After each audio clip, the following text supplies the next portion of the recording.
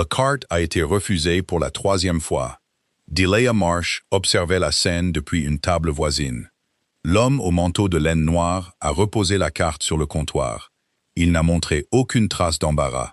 C'était comme si une carte refusée n'était qu'un petit orage passager dans sa soirée. Il était si grand que le plafond du restaurant semblait plus bas. Il était large d'épaules. Ses cheveux sombres étaient peignés en arrière, grisonnant sur les tempes. Et ses yeux étaient d'un gris pâle qui ne demandait rien à personne. Le gérant de nuit du Rose avait déjà décroché le téléphone. « J'appelle la police, monsieur. C'est la deuxième fois cette semaine. Quelqu'un essaye de partir sans payer. » L'homme n'a rien dit. Il a juste replongé la main dans son manteau, plus lentement cette fois. Et Delia a vu ce que le gérant ne pouvait pas voir. Son portefeuille avait disparu. On le lui avait volé quelque part entre la porte et ce tabouret. Elle avait 27 ans. Elle travaillait de nuit depuis 3 ans dans un hôpital de comté. Un hôpital qui n'avait même pas assez de gants. Et elle avait exactement 19 $ pliés dans la poche de sa blouse. C'était tout ce qui lui restait pour tenir jusqu'à vendredi. Elle a pensé à l'inhalateur de son petit frère, presque vide sur le comptoir de la cuisine. Et puis, elle s'est levée quand même. Elle s'est approchée et a posé ses billets froissés à côté de son café. « Mettez ça là-dessus » a-t-elle dit au gérant, sans regarder l'inconnu. Il s'est tourné lentement vers elle.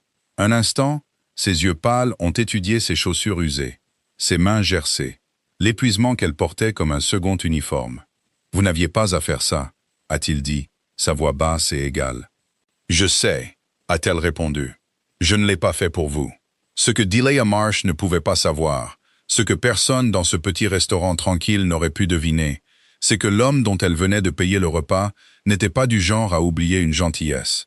C'était un homme qui en tenait un registre précis.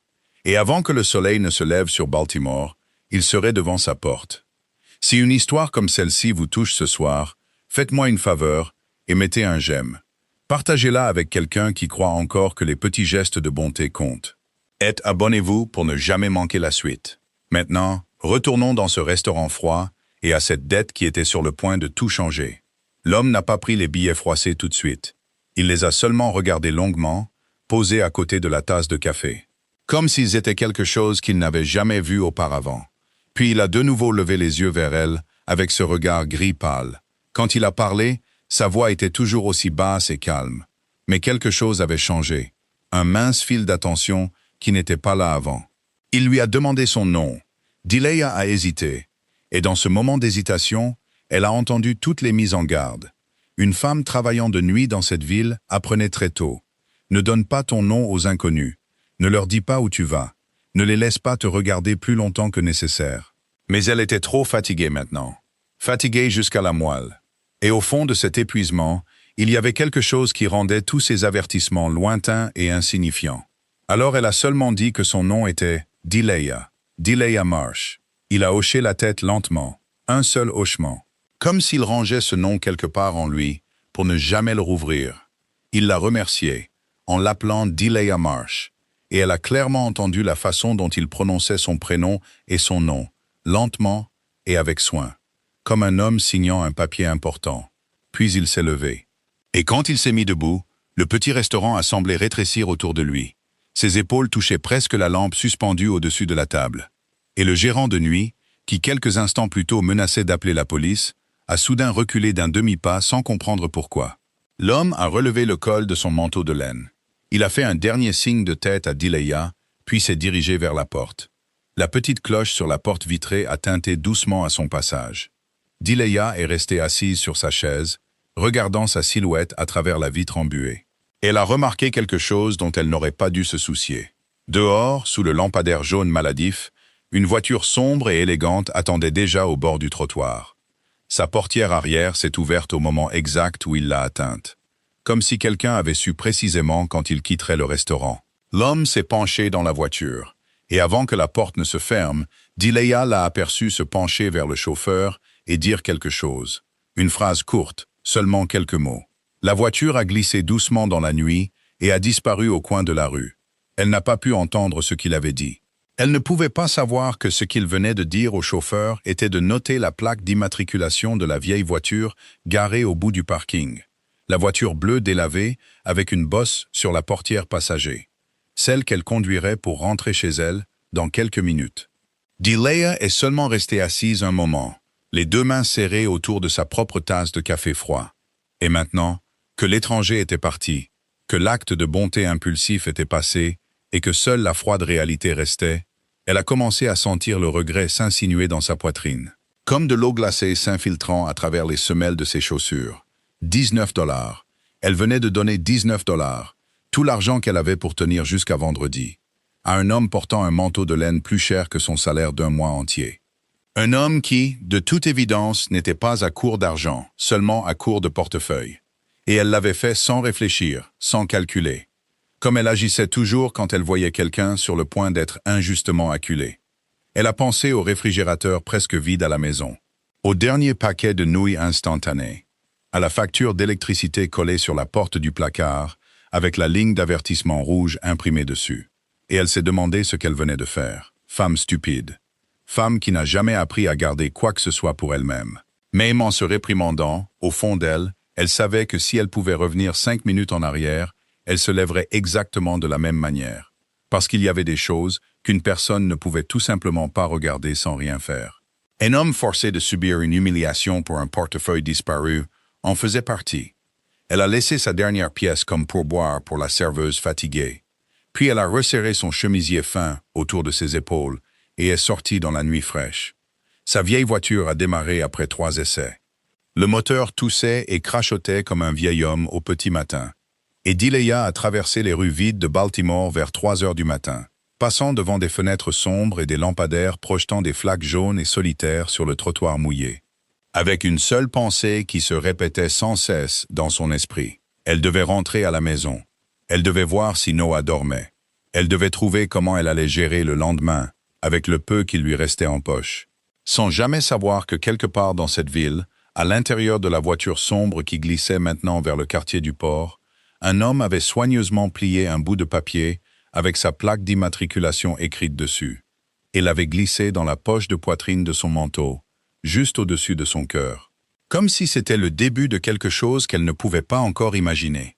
L'appartement de Delia se trouvait au rez-de-chaussée d'un vieil immeuble de la rue Alden, au bout d'un couloir qui sentait toujours un peu l'humidité et la cuisine de famille qu'elle n'avait jamais rencontrée. Et quand elle a glissé la clé dans la serrure récalcitrante et poussé la porte, elle a été surprise de voir une lumière jaune s'échapper du petit salon. Car à cette heure, tout aurait dû être sombre. Elle a doucement appelé le nom de Noah. Et depuis le vieux canapé usé, une tête aux cheveux en désordre s'est relevée. Les yeux encore lourds de sommeil, mais s'illuminant dès qu'ils l'ont vue. Il a dit qu'elle était à la maison, de sa voix. Et Delia a su tout de suite, à sa façon de respirer, à la façon dont sa petite poitrine se soulevait et s'abaissait un peu plus lourdement que d'habitude, que cette nuit était encore une de ces nuits difficiles. Noah avait 12 ans. Il était si mince que cela lui faisait toujours mal quelque part à l'intérieur, quand elle voyait ses poignets étroits dépasser des manches de son pyjama trop court et usé. Il souffrait d'asthme depuis qu'il était tout petit. Cette maladie attendait dans sa poitrine comme un animal endormi. Il ne fallait qu'une nuit froide, un peu de poussière ou un moment d'inquiétude pour qu'elle se réveille et lui coupe le souffle. Delia lui a dit qu'il était très tard et lui a demandé pourquoi il n'était pas encore endormi. Elle a posé son sac et s'est assise à côté de lui, tendant la main pour lisser ses cheveux emmêlés. Ed Noah a haussé les épaules, comme seuls les enfants qui ont dû grandir trop vite savent le faire. Il a dit qu'il l'attendait et que sa respiration était un peu difficile, alors il ne pouvait pas dormir. Le cœur de Delia s'est serré. Elle a attrapé l'inhalateur sur la table basse, l'inhalateur bleu qui le suivait depuis des mois. Et quand elle l'a secoué, le son creux et léger qui a répondu l'a glacé, car il était presque vide. Il ne restait que de quoi faire quelques bouffées de plus. Et un nouveau coûtait presque autant qu'une semaine de course pour eux deux. Mais elle n'a rien laissé paraître sur son visage. Car elle avait appris il y a longtemps que lorsque la peur d'un adulte se glisse dans les yeux d'un enfant malade, cela ne fait qu'aggraver la maladie. Alors elle a seulement souri et lui a tendu l'inhalateur. Elle lui a dit de prendre une bouffée, puis irait dormir, car il avait école demain. Noah Dosselman portait l'inhalateur à sa bouche et a inspiré. Et Delia a regardé sa poitrine se détendre peu à peu, a regardé sa respiration se régulariser progressivement. Et à ce moment-là, elle a revu tout ce qu'elle devait encore protéger dans ce monde. Tout cela rassemblé dans une petite âme vivante, reposant sa tête contre son épaule. Ils n'avaient plus que l'un l'autre depuis 3 ans, depuis que leur mère était morte après une longue maladie. Delia n'osait toujours pas y penser trop longtemps, car leur mère n'avait pas seulement laissé un vide, mais aussi une épaisse pile de factures d'hôpital. Delia les remboursait encore mois par mois avec son petit salaire d'infirmière, tandis que leur père était parti bien avant ça, disparaissant quelque part avec ses bouteilles d'alcool. Et maintenant, le frère et la sœur n'avaient plus que l'un l'autre dans cet appartement du rez-de-chaussée.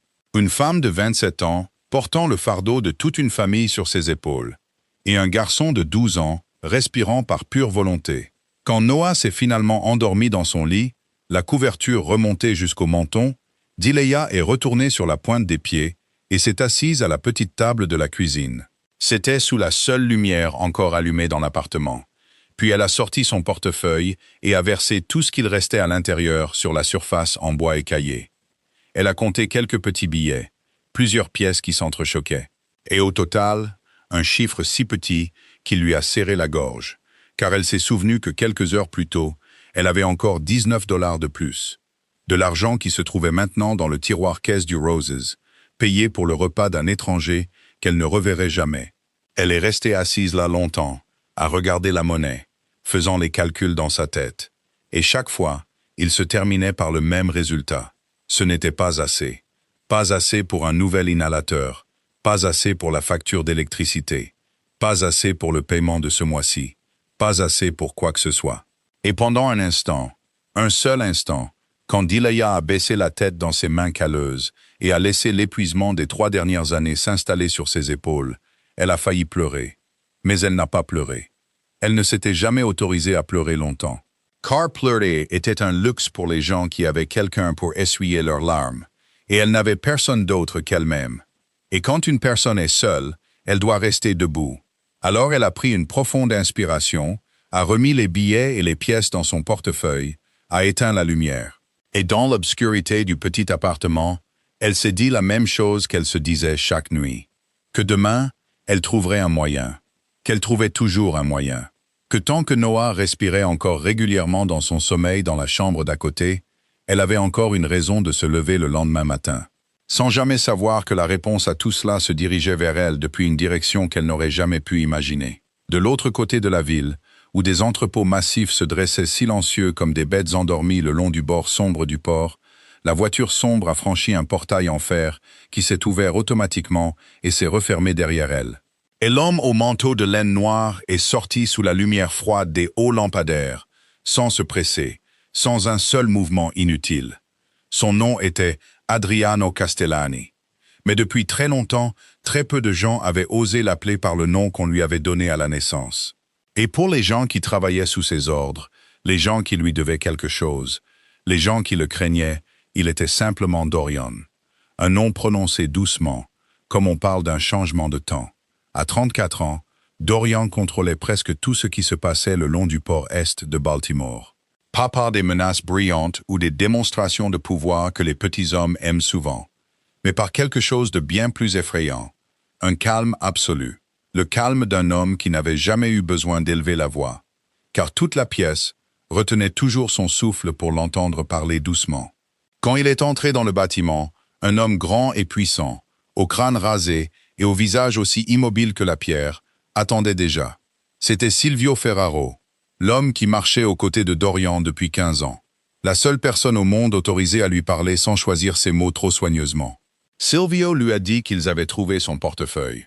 Sa voix était profonde et rauque, alors qu'il tendait le portefeuille en cuir retrouvé. Puis il a ajouté qu'ils avaient attrapé le pickpocket 3 rues plus loin, que le garçon ne savait pas dans quelle poche il avait pioché. Et il a demandé comment Dorian voulait qu'on s'occupe de lui. Dorian a pris le portefeuille, l'a ouvert et a vu que tout était encore là, les cartes, les billets, tout. Et il a presque ri, pas à cause du garçon, mais à cause de l'ironie de toute la soirée. Louis, un homme qui aurait pu acheter toute la rue où se trouvait ce restaurant avec un seul appel téléphonique, venait de se faire humilier par un gérant de nuit parce qu'il n'avait pas 19 $ en main, pour être sauvé par une femme dont les chaussures étaient presque trouées au talon. Dorian lui a dit de laisser partir le garçon, de lui donner un repas décent et de lui dire de quitter ce quartier. car un enfant qui volait dans les poches par faim n'était pas leur affaire. Silvio a hoché la tête et n'a rien demandé de plus. Car 15 ans lui avait appris que lorsque Dorian parlait d'enfants et de faim, il y avait une ligne à ne jamais franchir. Mais Dorian n'est toujours pas allé dans son bureau. Il est resté là, tenant toujours le portefeuille, ses yeux gris pâles fixés sur un point vide au loin. Silvio, qui comprenait son patron mieux que quiconque, savait que quelque chose cette nuit s'était logé à l'intérieur de cet homme et refusait de le lâcher. Finalement, Dorian a dit lentement qu'il y avait eu une femme. Une femme qui avait payé son repas quand le gérant était sur le point d'appeler la police. Qu'elle ne savait pas qui il était, qu'elle pensait qu'il n'avait vraiment pas d'argent, et elle avait quand même payé avec les derniers billets dans sa poche, car il avait vu ses mains les compter. Silvio a froncé les sourcils et a demandé s'il voulait qu'il la retrouve. Dorian a sorti de la poche de sa poitrine le petit bout de papier avec la plaque d'immatriculation de la vieille voiture écrite dessus, et il l'a posé sur la table en métal froid entre eux. Il a dit que sa voiture était garée au bout du parking, et il voulait savoir qui elle était. Son nom, où elle vivait, sa situation. Tout. Mais personne ne devait la toucher, et personne ne devait la mettre au courant. Il devait seulement se renseigner. Silvio a ramassé le bout de papier, a regardé les numéros, puis a levé les yeux vers son patron avec une question silencieuse. Car en 15 ans, il n'avait jamais vu Dorian se préoccuper de retrouver une inconnue pour un seul repas. Et Dorian, lisant cette question non formulée, a seulement dit doucement que dans leur monde, Silvio, les gens trahissaient, les gens mentaient, les gens se vendaient les uns les autres, pour des sommes bien inférieures à 19 $. Qu'il avait passé toute sa vie parmi de telles personnes. Et ce soir, une femme qui n'avait rien entre les mains avait donné la dernière chose qu'elle avait à un étranger sans rien attendre en retour. Et est-ce que Silvio savait à quel point c'était rare? Silvio n'a pas répondu, car la question n'appelait pas de réponse. Dorian a continué, sa voix s'abaissant en quelque chose de presque solennel. Il a dit que la dette était la chose la plus sacrée qui restait dans ce monde immonde, que tout le monde devait rembourser ce qu'il devait. Silvio, y compris lui, surtout lui, que les gens pouvaient oublier une promesse, oublier une gentillesse, mais pas lui. Il enregistrait tout. Il a regardé par la grande fenêtre au fond de la pièce, vers l'eau sombre et les lumières scintillantes lointaines de la ville sur l'autre rive, où quelque part dans cette obscurité se trouvait un appartement au rez-de-chaussée et une femme qui venait de compter ses dernières pièces. Il a dit doucement, presque pour lui-même, que demain matin, il irait la voir. Pas pour l'effrayer, seulement pour rendre ce qu'il avait emprunté. Et que la voiture devait être prête à l'aube.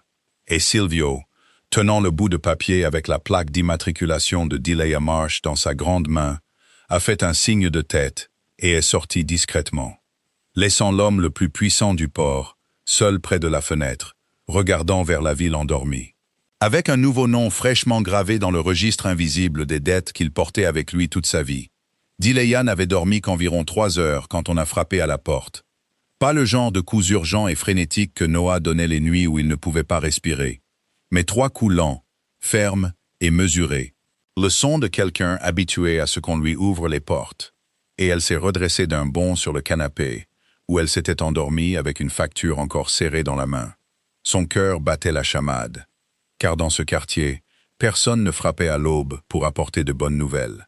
Elle a regardé par l'entrebâillement de la porte et a vu une grande silhouette remplissant presque tout le couloir étroit. Et quand elle a réalisé qui c'était, quand elle a reconnu les cheveux noirs gominés striés d'argent et le manteau de laine noire de l'homme du roses la veille, son cœur a semblé s'arrêter un instant. Car, comment avait-il trouvé cet endroit? Comment savait-il où elle vivait? Et à ce moment-là, tous les avertissements qu'elle avait écartés la nuit dernière sont revenus d'un coup. Elle a ouvert un peu la porte, juste un peu, laissant la chaîne de sécurité en place. Et elle l'a regardé à travers l'étroite fente. Elle a demandé comment il avait trouvé sa maison, essayant de garder sa voix stable, bien qu'elle puisse clairement entendre le tremblement dedans. L'homme ne s'est pas approché. En fait, il a même reculé d'un demi-pas pour qu'elle se sente moins menacée. Un petit geste dont elle ne comprendrait la signification que plus tard. Et il a dit de cette voix basse et calme qu'il était désolé de venir à cette heure, qu'il n'avait pas l'intention de l'effrayer, qu'elle l'avait aidé la nuit dernière, et qu'il n'était pas le genre d'homme à laisser passer quelque chose comme ça. Il a tendu une enveloppe, épaisse, non scellée. Et même à travers l'étroite fente de la porte, Dileya pouvait voir qu'à l'intérieur se trouvait une liasse d'argent plus grande que tout ce qu'elle avait tenu dans ses mains depuis des mois. Il a dit que c'était pour la remercier. Pas seulement pour les 19 $, mais pour s'être levé quand personne d'autre ne l'aurait fait. Et il lui a demandé de la prendre. Dileya a regardé l'enveloppe. Et pendant une seule seconde, elle a vu tout ce que cet argent pouvait acheter. Un nouvel inhalateur pour Noah, la facture d'électricité payée, une semaine sans rester éveillée à faire des calculs. Et la faim très humaine en elle voulait tendre la main et la saisir. Mais elle ne l'a pas fait. Elle a décroché la chaîne, a ouvert la porte un peu plus grand. Elle s'est tenue droite dans son pyjama froissé, avec ses cheveux emmêlés et les cernes sombres sous ses yeux sans sommeil. Et elle a regardé directement dans les yeux gris pâles de ce riche étranger. Elle lui a dit qu'elle le remerciait, mais qu'elle ne l'accepterait pas. L'homme est resté immobile. Et Dileya a clairement vu la lueur de surprise traverser un visage qui révélait rarement quoi que ce soit. Il a dit doucement qu'il ne comprenait pas, qu'elle en avait grand besoin. Il pouvait le voir. Alors pourquoi refuserait-elle? Et Dileya, épuisée et usée, debout là à l'heure la plus sombre du matin, a dit la chose la plus vraie qu'elle avait dans son cœur, que si elle prenait son argent, alors ce qu'elle avait fait la nuit dernière deviendrait une transaction. Et ce n'était pas ça. Elle ne l'avait pas aidé pour obtenir quelque chose en retour. Elle l'avait aidé parce qu'il était traité injustement à ce moment-là, et qu'elle ne pouvait pas supporter de voir ça. C'était tout. Si elle prenait son argent maintenant, alors cela signifierait que la gentillesse avait un prix.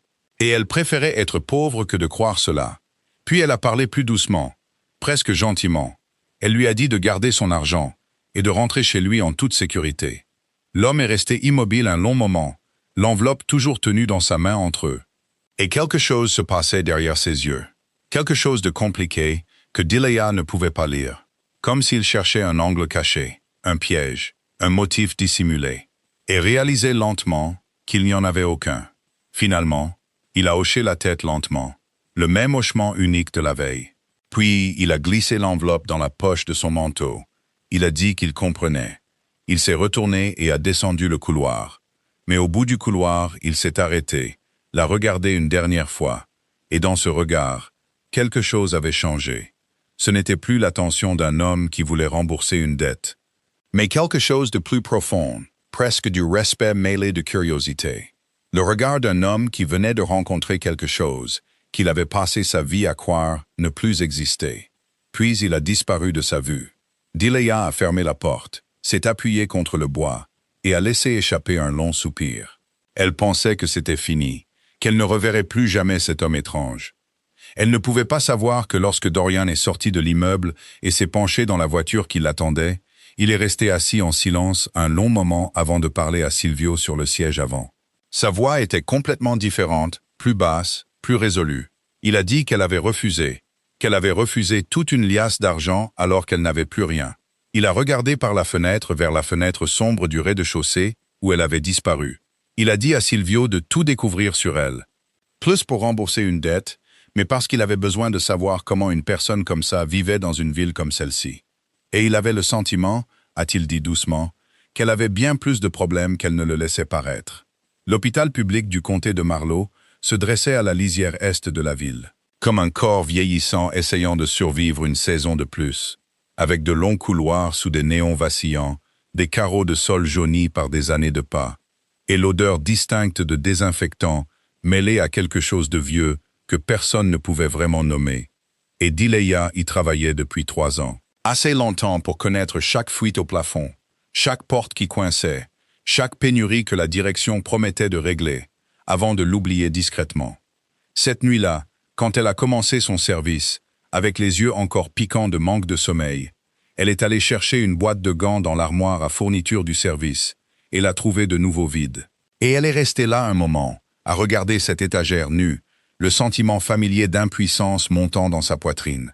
Elle est allée trouver Yvette Coulson, l'infirmière en chef de nuit, une femme dans la cinquantaine, avec un visage dur et froid, et des yeux qui semblaient toujours calculer quelque chose. Elle l'a trouvée au poste des infirmières, penchée sur une pile de paperasse.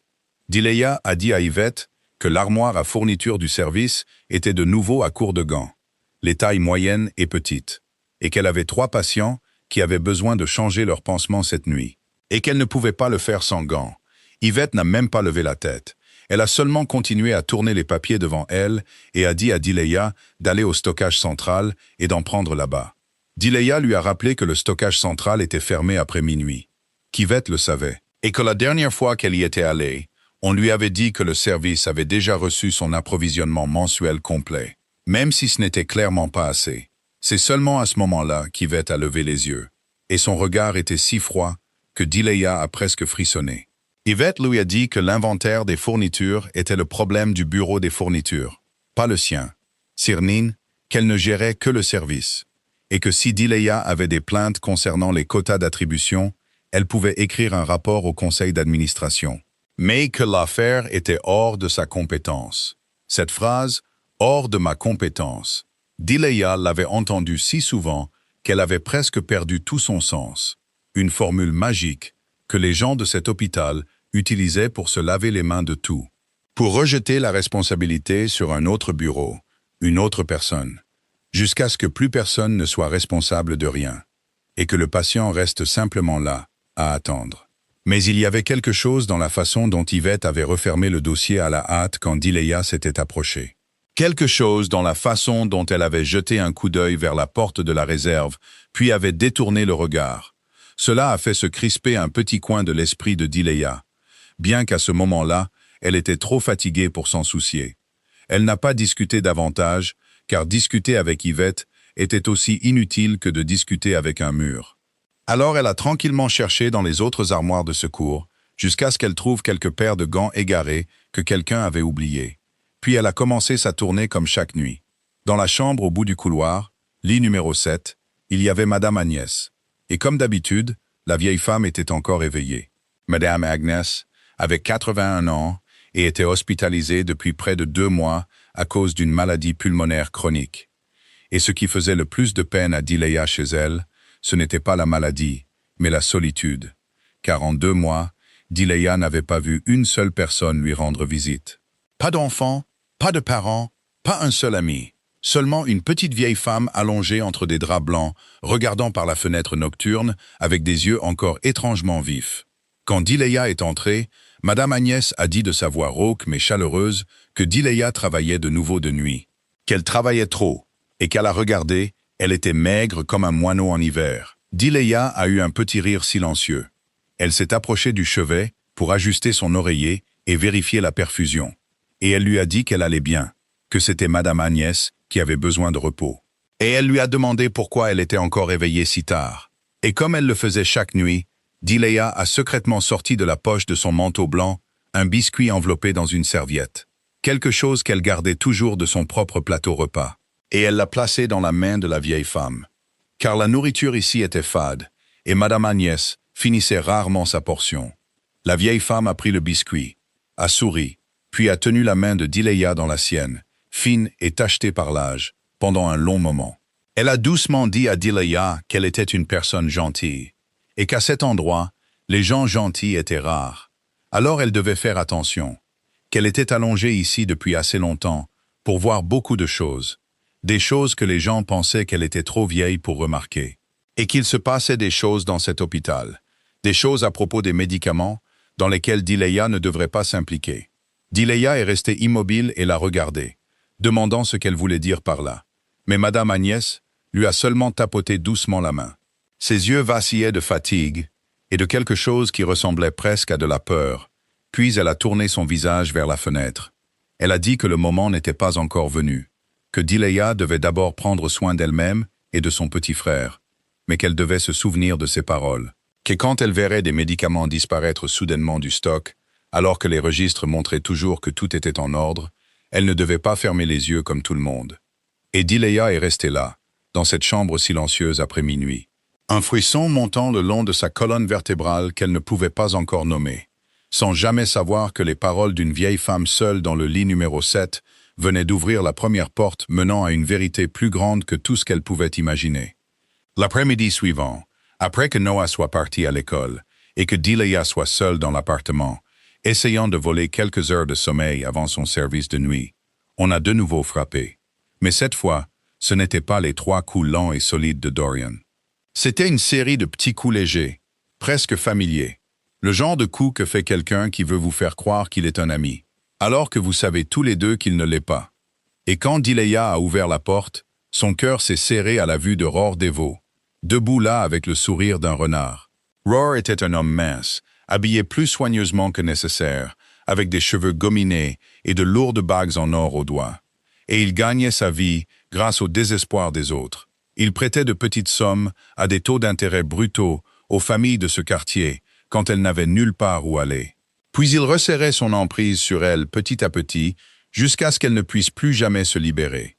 Dileya lui avait emprunté de l'argent quand sa mère était dans la phase finale de sa maladie, quand les factures d'hôpital s'étaient abattues comme une inondation et que les banques avaient claqué toutes les portes. Et c'était une erreur qu'elle payait encore mois après mois. La dette était comme un trou sans fond qui ne faisait que se creuser davantage à mesure qu'elle essayait de le combler. Roar l'a saluée en l'appelant « Belle mademoiselle Marsh ». Il a mis un pied sur le seuil sans permission pour qu'elle ne puisse pas fermer la porte. Ses yeux ont rapidement balayé le petit appartement avec le regard évaluateur d'un homme calculant ce qu'il restait encore à prendre. Il a dit qu'il était juste passé pour prendre des nouvelles, que le paiement de ce mois était de nouveau en retard, pour la 3e fois d'affilée, et qu'elle savait qu'il avait été très patient avec elle, n'est-ce pas? Dileya se tenait dans l'embrasure de la porte, les bras croisés sur sa poitrine, essayant de garder sa voix calme. Elle lui a dit qu'elle paierait, qu'elle payait toujours. Seulement ce mois-ci, son frère avait besoin de médicaments, et elle avait besoin d'un peu plus de temps. Roar a fait claquer sa langue, un petit son faux plein de sympathie contrefaite. Il a dit « Le garçon, oui, ce petit garçon malade, et ses médicaments sont chers. » Puis il a penché la tête, et son sourire s'est transformé en quelque chose qui a donné la chair de poule à Dileya. Il lui a dit qu'il avait une proposition qui pourrait résoudre ces 2 problèmes d'un coup. Il avait entendu dire qu'elle travaillait à l'hôpital du comté de Marlow, infirmière de nuit, qu'elle entrait et sortait librement des salles de médicaments et que personne ne faisait attention. Il a baissé la voix dans une sorte d'intimité sordide. Il a dit qu'il y avait certains médicaments, elle savait ce qu'ils voulaient dire, le genre que les gens à l'extérieur paieraient très cher. Tout ce qu'elle avait à faire était de lui en faire sortir un peu de temps en temps. Des choses que les registres marqueraient comme pertes, endommagées, périmées de toute façon. Personne ne serait blessé. Et en retour, sa dette deviendrait nettement plus légère. Peut-être qu'en quelques mois seulement, elle en serait complètement débarrassée. Il lui a dit d'y penser. Des médicaments pour le garçon, plus de dettes, une vie beaucoup plus facile. Pendant un instant, la pièce a semblé devenir silencieuse. Et Dileya a compris tout de suite que ce n'était pas une suggestion désinvolte, que Roar avait calculé cela à l'avance, qu'il avait vu en elle le maillon parfait, une femme désespérée avec les clés des pièces qu'il voulait. Et elle a aussi compris immédiatement, avec une clarté froide, que ce dont il parlait, c'étaient les pilules qui auraient dû être entre les mains de patients comme Madame Agnès. Des personnes âgées seules, des enfants, des familles pauvres qui ne pouvaient pas se permettre de les acheter ailleurs. Et que si elle faisait ce qu'il voulait, elle deviendrait une partie de la machine même qui étouffait les gens pour qui elle restait éveillée toute la nuit. Elle a regardé droit dans les petits yeux de Roar et a dit « non ». Sa voix était égale et immobile. Roar a cligné des yeux comme s'il n'en croyait pas ses oreilles et a demandé ce qu'elle avait dit. Elle a dit qu'elle avait dit non, qu'elle ne sortirait pas une seule pilule de cet hôpital, que ses médicaments appartenaient aux patients, pas à lui, pas à elle. Qu'elle préférait travailler 3 services de plus, plutôt vendre sa voiture, plutôt faire n'importe quoi, que de prendre des médicaments de la bouche des malades. Elle lui a dit qu'elle rembourserait ce qu'elle devait, chaque centime, de la même manière qu'elle l'avait emprunté, mais que cette autre chose n'arriverait jamais. Le sourire sur les lèvres de Roar s'est lentement éteint, et pendant un instant, le masque amical est tombé, révélant quelque chose de froid et de cruel en dessous. Mais ensuite, il a remis le sourire en place. Seulement cette fois, il n'atteignait pas ses yeux. Il a dit qu'elle était une femme de principe, et qu'il respectait cela, vraiment. Il a retiré son pied du seuil et est entré dans le couloir. Mais avant de se détourner, il a regardé en arrière, sa voix effroyablement douce, alors qu'il lui disait que les principes étaient un luxe, mademoiselle Marsh, et que les gens comme elle ne les gardaient généralement pas longtemps. Il lui a dit d'y réfléchir, qu'il était un homme patient, mais que sa patience, comme sa dette, n'était pas sans limite. Puis il s'est éloigné. Le son de ses bagues en or, tapant contre la rampe d'escalier, s'estompant peu à peu. Laissant Delia figée sur le seuil, la porte toujours ouverte, le froid de la fin d'après-midi s'engouffrant. Et pour la première fois, elle pouvait sentir clairement le cercle se refermer autour d'elle. D'un côté, une dette sans issue. De l'autre, une conscience qu'elle ne vendrait jamais. Et elle ne savait pas combien de temps elle pourrait rester debout entre ces deux falaises. La proposition immonde de Rohr a collé à Delia tout au long de son service de nuit, comme une tache qui ne pouvait être lavée.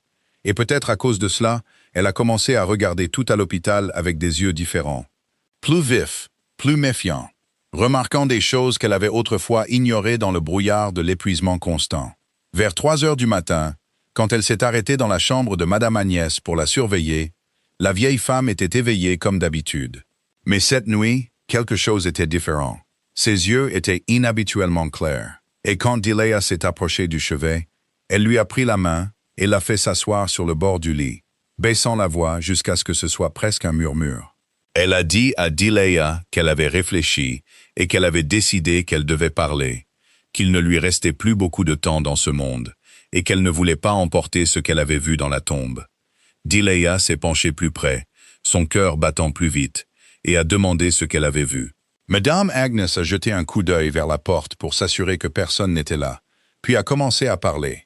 Elle a dit que de son lit, comme Delia pouvait le voir, elle avait une vue directe sur le couloir et la porte de la réserve au bout du service. Qu'elle était allongée là depuis 2 mois, sans sommeil chaque nuit, alors elle avait tout vu. Il y avait des nuits, très tard, quand il pensait que personne n'était éveillé, où des gens entraient et sortaient de cette réserve. Pas pour prendre des choses pour les patients, a-t-elle dit. Ils transportaient des sacs, des boîtes.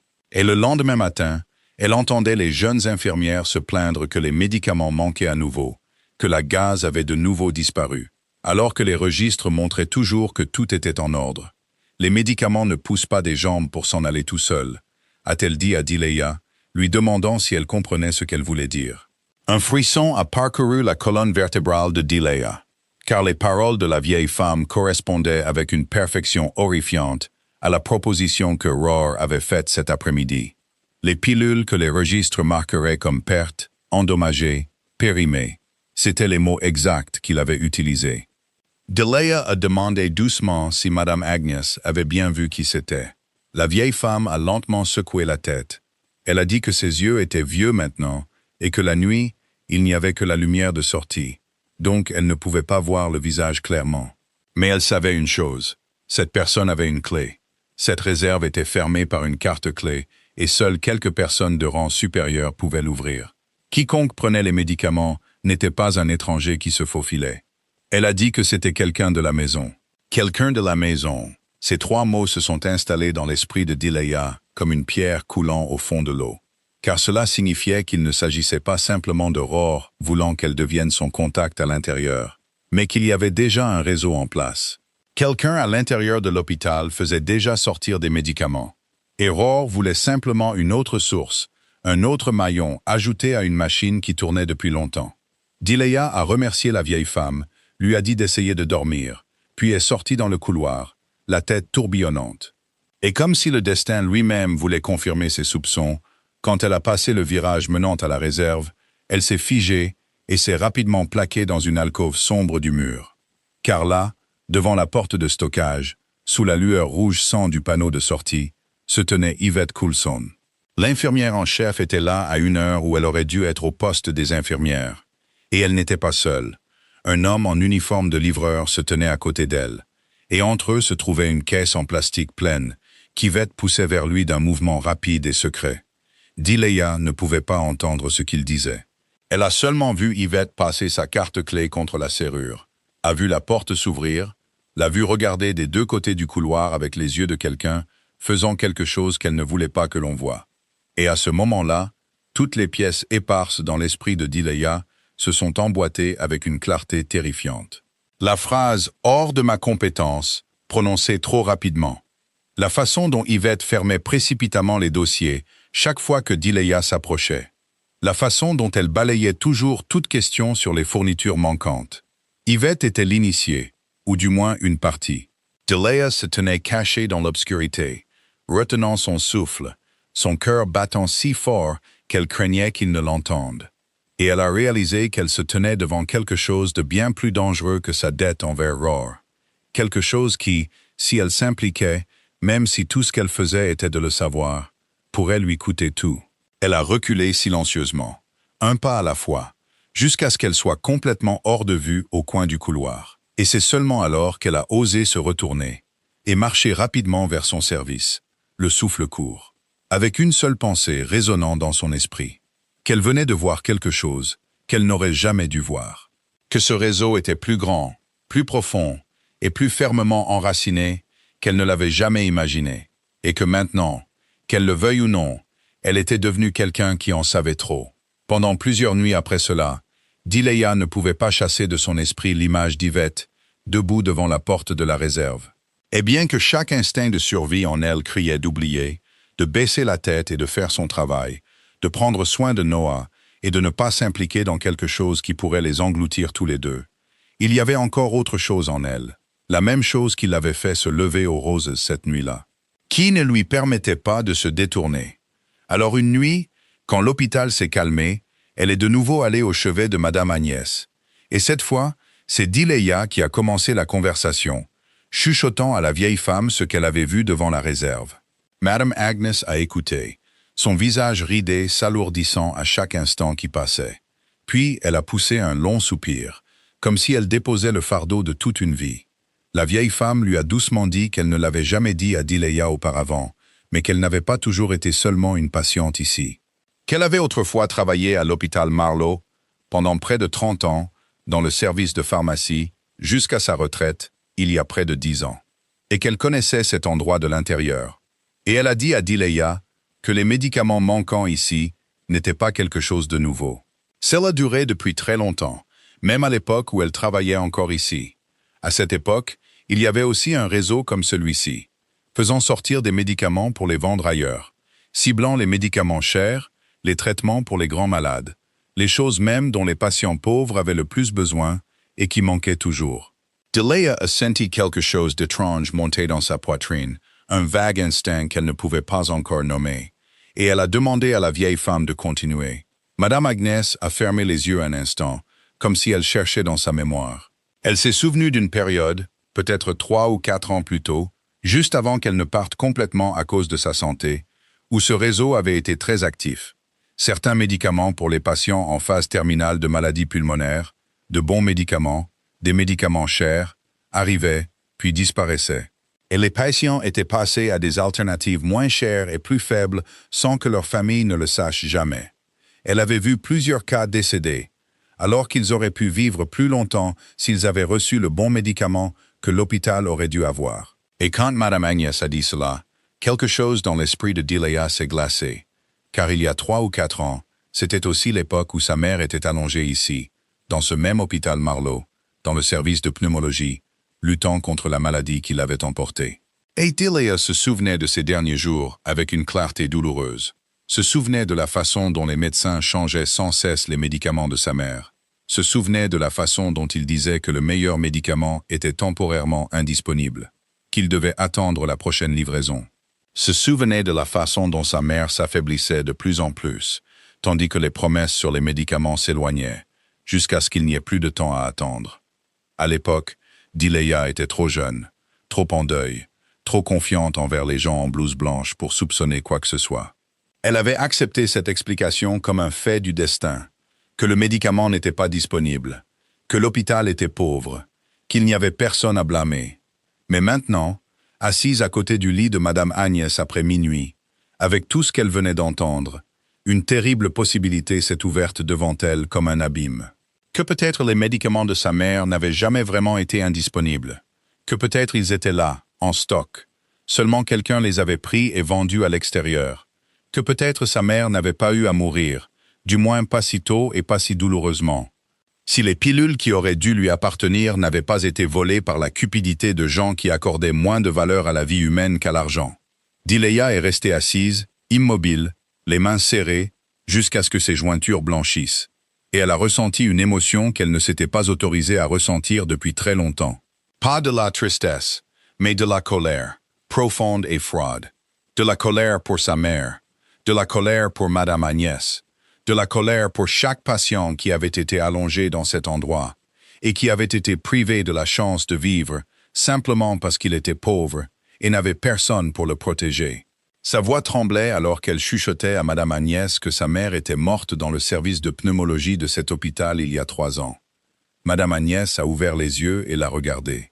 Et dans ses vieux yeux s'est levée une tristesse infinie. Elle a tendu sa main fine et tremblante et a pris la main de Dileya dans la sienne, incapable de dire quoi que ce soit. Car certaines vérités étaient trop grandes pour être réconfortées avec des mots. Et à ce moment-là, dans le silence de la chambre d'hôpital, où il n'y avait que le son régulier de la machine respiratoire, quelque chose à l'intérieur de Dileya a changé pour toujours. Ce combat n'était plus seulement à propos de sa dette, plus seulement à propos d'une vague idée de justice. Maintenant, il lui appartenait. Il portait le nom de sa mère, et elle savait avec une certitude qui l'effrayait même elle, qu'elle ne pouvait plus tourner le dos et s'en aller. 3 jours plus tard, alors que Dileya venait de terminer son service et entrait dans le parking de l'hôpital, sous la lumière grise et froide du petit matin, elle a vu Rohr Devo attendre à côté de sa vieille voiture. Et à l'instant où elle l'a vu, elle a su que cette fois était complètement différente d'avant. Car son visage ne portait plus le sourire d'un renard prétendant être amical, mais un regard froid et impatient. Le visage d'un homme dont la patience était à bout et qui ne se souciait plus de le cacher. Il a dit son nom sans aucune salutation polie. Puis il lui a dit qu'il lui avait donné du temps pour réfléchir et qu'il venait maintenant pour entendre sa réponse. Dileya a resserré sa prise sur la sangle de son sac, essayant d'empêcher sa voix de trembler. Et elle lui a dit que sa réponse était toujours la même qu'avant. Qu'elle rembourserait sa dette, selon l'accord, mais qu'elle ne toucherait pas aux médicaments de l'hôpital. Jamais. Rohr a hoché la tête lentement, comme s'il s'attendait à cette réponse, et s'y était déjà préparé. Il lui a dit qu'il avait espéré qu'elle serait plus sage. Mais si elle voulait jouer à la femme de principe, alors il avait ses propres méthodes. Il a sorti un téléphone de l'intérieur de son manteau, l'a fait glisser plusieurs fois, puis a tendu l'écran vers elle. Et Dileya a vu des photographies dessus. Des photographies de formulaires de retrait de fournitures hospitalières, avec son nom, avec sa signature. Des formulaires qu'elle se souvenait avoir signés lorsqu'elle récupérait des gants, de la gaz et de petites fournitures de routine pour le service. Mais maintenant, à côté d'eux, il y avait des notes ajoutées sur des médicaments chers, des quantités manquantes, le tout arrangé si habilement qu'il semblait que Dileya elle-même avait été celle qui les avait fait sortir. Rohr a dit que c'était magnifique, sa voix douce comme le miel et froide comme la glace. Puis il lui a dit qu'il avait des amis partout, y compris à l'intérieur de son hôpital. Tout ce qu'il avait à faire était d'envoyer ces choses au conseil d'administration, à la police. Et que pensait-elle qu'il se passerait? Une infirmière pauvre noyée dans les dettes avec un motif clair et sa signature sur les documents. Qui les gens croiraient? Elle ou cette preuve? Elle perdrait son travail immédiatement. Non, pire que ça, elle serait poursuivie. Et comment une femme poursuivie pour vol, une femme en prison, pourrait-elle s'occuper d'un petit frère malade? Il le lui prendrait, Mademoiselle Marsh, le mettrait dans un foyer. Elle perdrait tout. Chacun de ces mots était comme une lame enfoncée dans l'endroit le plus tendre de Dileya. Et elle a senti le sol se dérober sous ses pieds, car il avait trouvé le point fatal. Pas sa vie, pas sa liberté, mais Noah, le petit frère fragile qui respirait par pure volonté. La seule chose au monde pour laquelle elle échangerait tout pour le protéger. Elle lui a dit qu'il ne pouvait pas faire ça. Mais même elle pouvait entendre le désespoir dans sa voix. « Ces papiers sont des faux », a-t-elle dit. « Je peux le prouver. » Rohr a eu un petit rire et a rangé le téléphone. « Le prouver ?» a-t-il demandé. « Avec quoi? À qui? Avait-elle de l'argent pour engager un avocat? Avait-elle quelqu'un de son côté? » Elle n'avait rien, Mademoiselle Marsh, et c'était la beauté de la chose. Elle était complètement seule. Il lui a donné exactement 1 semaine. 1 semaine pour commencer à travailler pour lui, où ses preuves parviendraient aux personnes qui devaient les voir. Il lui a dit de rentrer chez elle et d'y réfléchir, de serrer son petit frère dans ses bras et de réfléchir très attentivement. Puis il s'est retourné et a traversé tranquillement le parking vide, laissant Dileya figée à côté de sa voiture, les mains tremblant violemment. Et elle est restée là longtemps après qu'il ait disparu, incapable de bouger, jusqu'à ce qu'elle réalise qu'elle pleurait, des larmes silencieuses coulant sur son visage qu'elle ne prenait pas la peine d'essuyer. Elle est rentrée chez elle dans la brume matinale. Et quand elle est arrivée à l'appartement, Elle s'est tenue à l'embrasure de la porte de la chambre de Noah et l'a regardé dormir encore profondément, son visage paisible dans le sommeil, sa petite poitrine se soulevant et s'abaissant régulièrement. Et elle a dû s'agripper fermement au cadre de la porte pour ne pas s'effondrer en sanglots. Cette nuit-là, après que Noah se soit couché, Dileya s'est assise seule à la table de la cuisine sous la lumière jaune terne. Et pour la première fois en 3 ans, à se forcer à rester debout, elle a senti qu'elle était vraiment sur le point de s'effondrer. Elle a pensé à toutes les routes et les a toutes vues bloquées. Si elle obéissait à Roar, elle trahirait tout ce en quoi elle croyait, trahirait même la mémoire de sa mère, deviendrait exactement le genre de personne qui l'avait tuée. Et si elle refusait, elle perdrait son travail, sa liberté et Noah. Elle a baissé la tête dans ses mains et a finalement laissé les larmes qu'elle avait retenues pendant des années éclater. Pleurant pour sa mère, pleurant pour son frère, pleurant pour elle-même. Une femme qui avait trop donné et qui n'avait jamais été récompensée par la vie. Et dans l'obscurité solitaire de cette petite cuisine, elle a chuchoté à quelqu'un, à elle-même, aux étoiles auxquelles elle ne croyait plus, qu'elle ne savait plus quoi faire, qu'elle était épuisée, que cette fois, elle ne voyait vraiment pas d'issue. Elle n'avait aucune idée qu'à ces heures les plus sombres, de l'autre côté de la ville, un homme en manteau de laine noire lisait un dossier sur sa vie, et tout ce qu'il lisait rendait ses yeux gris pâles, de plus en plus sombres. Le soir suivant, juste après que Dileya ait emmené Noah chez une gentille voisine pour pouvoir se préparer pour son service de nuit, la voiture sombre familière est de nouveau apparue, s'arrêtant doucement au bord du trottoir devant l'immeuble. Et l'homme au manteau de laine noire est sorti. Cette fois, il ne portait pas d'enveloppe, pas de mots de remerciement, mais une gravité qui a fait s'arrêter Dileya net sur le trottoir. Dorian a dit son nom, Mademoiselle Marsh. Puis il lui a dit qu'il devait lui parler, seulement quelques minutes, que c'était important, et qu'il croyait que cela concernait sa sécurité. Dileya a croisé les bras, méfiante, car après tout ce qui se passait, la confiance était un luxe qu'elle n'osait plus accorder à personne. Elle a demandé pourquoi il était de nouveau venu la chercher, disant qu'elle pensait qu'ils en avaient fini l'un avec l'autre. Dorian l'a regardé un instant, puis a dit directement et sans détour, quelque chose dont elle lui serait plus tard reconnaissante. Qu'elle avait le droit de savoir qui il était, avant d'entendre ce qu'il allait dire. Son nom était Adriano Castellani. Dans le quartier du port et de cette ville, et dans beaucoup d'autres endroits aussi, les gens l'appelaient Dorian. Il n'était pas un homme d'affaires ordinaire, Mademoiselle Marsh, et il n'insulterait pas son intelligence en prétendant le contraire. Il dirigeait des opérations que la loi n'approuvait pas toujours. Beaucoup de gens dans cette ville le craignaient, et ils avaient des raisons de le craindre. Dileya a senti son souffle se couper, car bien qu'elle ait vaguement senti le pouvoir sombre émanant de cet homme dès la première nuit, l'entendre le dire lui-même lui a quand même donné un frisson dans le dos. Et son premier instinct a été de reculer, de courir à l'intérieur et de verrouiller la porte. Mais il y avait quelque chose dans la façon dont il se tenait là, gardant ses distances, ne la menaçant pas, ses mains reposant là où elle pouvait les voir, qui l'a fait rester. Qu'elle a demandé, sa voix à la fois effrayée et défiante, ce qu'un homme comme lui voulait d'une pauvre infirmière comme elle. Dorian a dit qu'après qu'elle ait refusé de prendre son argent, il avait demandé à quelqu'un de se renseigner sur elle. Il savait que c'était une intrusion, et il ne s'en excuserait pas. Mais il voulait qu'elle comprenne pourquoi. Dans sa vie, il avait rencontré toutes sortes de personnes, et presque toutes voulaient quelque chose. Mais elle n'avait rien voulu. Il avait eu besoin de comprendre une personne comme ça. Et quand ces hommes se sont renseignés sur elle, ils ont trouvé des choses qu'ils croyaient qu'elle portait seule. Il s'est approché d'un pas, sa voix s'abaissant. Il a dit qu'il connaissait Roar Devo, il connaissait sa dette, et il savait ce que Roar essayait de la forcer à faire. Dileya a senti son cœur battre la chamade et a demandé comment il savait cela. Dorian a répondu que Devo opérait sur un territoire qu'il contrôlait. Et il faisait quelque chose qui, même dans le monde de Dorian, était considéré comme l'une des choses les plus sales qui soit. Faire sortir des médicaments des hôpitaux, voler des médicaments aux malades, aux personnes âgées, aux enfants, et les vendre pour le profit. Les yeux gris de Dorian se sont assombris.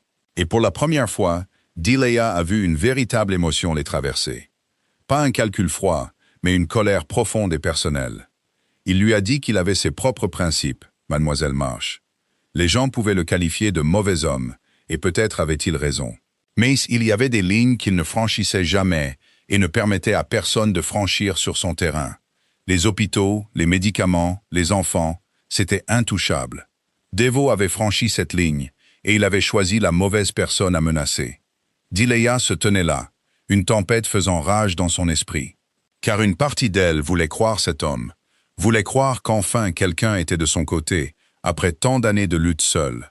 Mais une autre partie criait un avertissement, qu'il était un chef de la pègre, qu'accepter l'aide d'un homme comme lui n'était pas différent de tomber dans un autre piège, que les hommes comme lui ne donnaient jamais rien gratuitement. Alors elle a dit lentement qu'il voulait l'aider, mais que voudrait-il en retour? Il venait de dire que tout le monde voulait quelque chose, alors que voulait-il d'elle? Cette question a fait taire Dorian un instant. Puis le coin de sa bouche s'est légèrement relevé, pas tout à fait un sourire, mais quelque chose de fragile et de presque triste. Il a dit que c'était exactement la différence, mademoiselle Marsh. Il ne voulait rien d'elle. Elle lui avait donné quelque chose que l'argent ne pouvait pas acheter une nuit où elle n'avait plus rien à donner. Maintenant, c'était son tour. Elle n'avait pas à devenir sa personne, n'avait pas à lui devoir quoi que ce soit, n'avait rien à faire du tout. Il avait seulement besoin qu'elle le laisse s'occuper de Devo. Il la regardait droit dans les yeux, mais il ne le ferait pas si elle disait non. De toutes les choses qu'il faisait, c'était la seule qu'il la laisserait décider par elle-même. Elle avait déjà été assez épuisée par les autres qui la forçaient. Et Dilea se tenait là, sous le lampadaire jaune, avec l'homme qui étouffait sa vie d'un côté, et cet homme dangereux lui tendant la main de l'autre. Et pour la première fois depuis de nombreux jours, elle a senti un fragile rayon de lumière percer l'obscurité, bien qu'elle ne sache toujours pas si elle osait prendre cette main. Dilea n'avait toujours pas répondu, et c'est peut-être cette hésitation même qui a fait comprendre à Dorian qu'il devait lui donner plus que des promesses en l'air. Alors il a fait quelque chose, que Silvio, assis dans la voiture, admettrait plus tard n'avoir jamais vu son patron faire avec personne.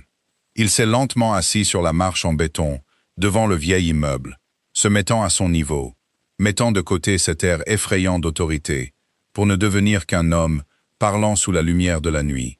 Il a dit qu'elle se demandait comment elle pouvait faire confiance à un homme comme lui, et elle devait se le demander, mais de le laisser lui dire qui il était. Pas la coquille que cette ville voyait, mais les principes qui le gouvernaient. Dans son monde, Mademoiselle Marsh, tout avait des règles, même si les étrangers ne pouvaient pas les voir. Et sa première règle, la règle qu'il préférerait mourir plutôt que de briser, était de ne jamais gagner d'argent avec les choses qui maintenaient les gens en vie. Pas les médicaments, pas les hôpitaux, et absolument jamais toucher un enfant. Il s'est arrêté, ses yeux regardant au loin dans l'obscurité au bout de la rue, comme s'il regardait vers un endroit très lointain dans le passé. Il a dit qu'il y avait des hommes dans son milieu qui feraient n'importe quoi pour de l'argent, qui vendaient des choses qui détruisaient les gens, qui s'attaquaient aux plus faibles. Il n'était pas de cette sorte, et il avait versé du sang pour que cela reste ainsi. Devo était différent. Il regardait un enfant malade et ne voyait qu'un moyen de pression pour forcer la mère de l'enfant, non, la sœur de l'enfant, à faire ce qu'il voulait. Il regardait les médicaments destinés aux patients et ne voyait que de l'argent. Poor Dorian. Un homme comme ça ne méritait pas d'être appelé humain. Dilea a écouté, et bien que chaque partie raisonnable d'elle lui rappelait encore d'être prudente, elle ne pouvait nier qu'il y avait une honnêteté nue dans sa voix, quelque chose qui ne pouvait pas être joué. Elle a hésité et a dit qu'il faisait toujours des choses illégales, qu'il était toujours le genre d'homme dont on apprenait aux gens comme elle à se tenir à l'écart. Dorian a répondu qu'elle avait raison, sans l'éviter du tout. Il n'était pas venu ici pour la convaincre qu'il était un homme bon. Il ne l'était pas. Il était seulement venu pour dire que dans cette affaire, l'ennemi de son ennemi se tenait devant elle. Et il se trouvait qu'il avait la capacité de faire ce que la police, l'hôpital et le système même qui l'avait abandonné pendant des années n'avaient pas réussi à faire. Puis il a continué, et sa voix s'est adoucie en quelque chose de presque doux. Il a dit qu'il y avait une chose qu'il avait besoin qu'elle comprenne clairement.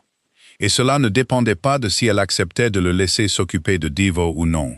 Son frère, le garçon asthmatique, il savait que l'enfant manquait de médicaments. À partir de demain, le garçon aurait tous les médicaments dont il avait besoin, les meilleurs, livrés directement à lui.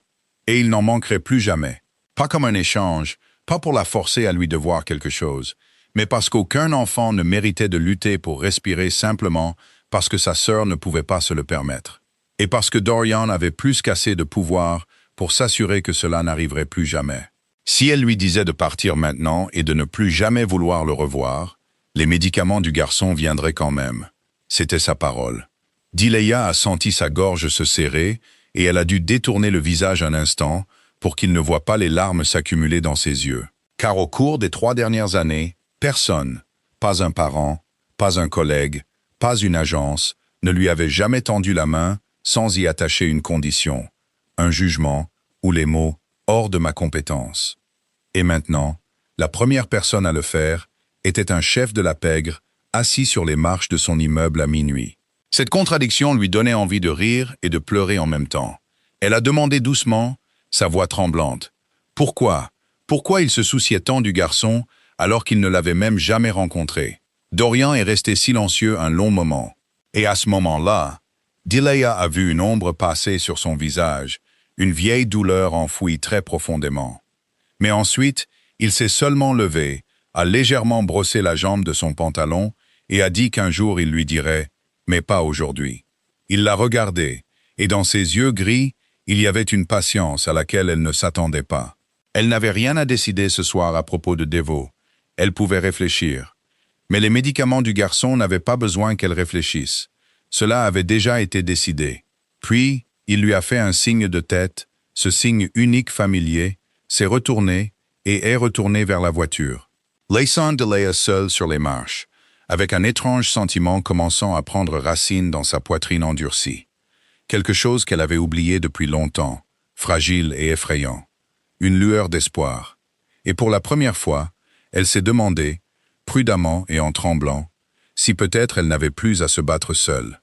Pendant que Delia retournait à ses services de nuit, essayant d'agir normalement sous le regard scrutateur d'Yvette et sous l'ombre menaçante de la date limite d'une semaine que Rohr lui avait donnée, de l'autre côté de la ville, dans la grande pièce surplombant le port, une machine silencieuse et précise s'était mise en mouvement. Car Dorian n'était pas le genre d'homme à agir sur un coup de tête ou avec ses poings, mais avec des informations. Et il savait que la façon de faire tomber quelqu'un comme Devo n'était pas la violence, mais la vérité enregistrée si complètement qu'elle ne pouvait être niée.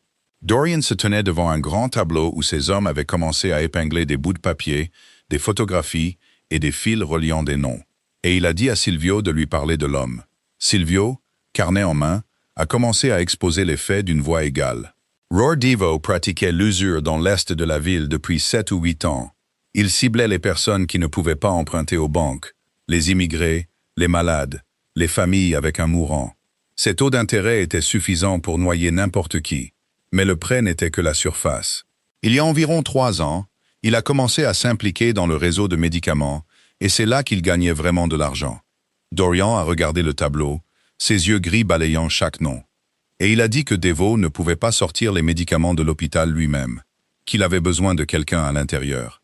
Silvio a hoché la tête et a dit « exactement », puis a pointé un nom. Il suivait sa piste financière et ses réunions depuis 2 semaines. Il avait au moins un contact à l'intérieur de l'hôpital Marlowe.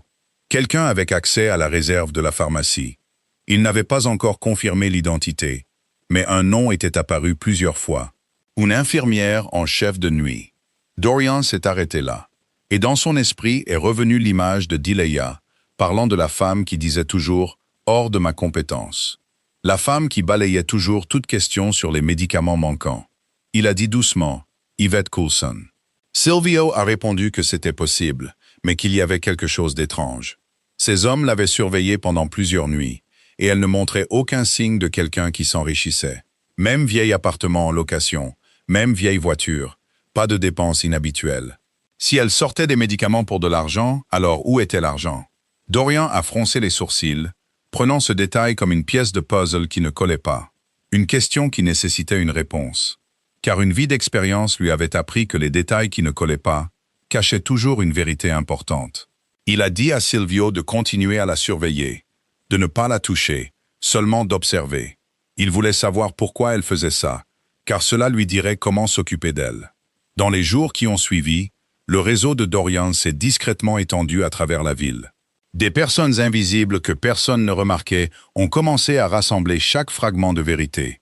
Un comptable qui avait autrefois travaillé pour Devo a été persuadé de parler de sommes d'argent inexpliquées.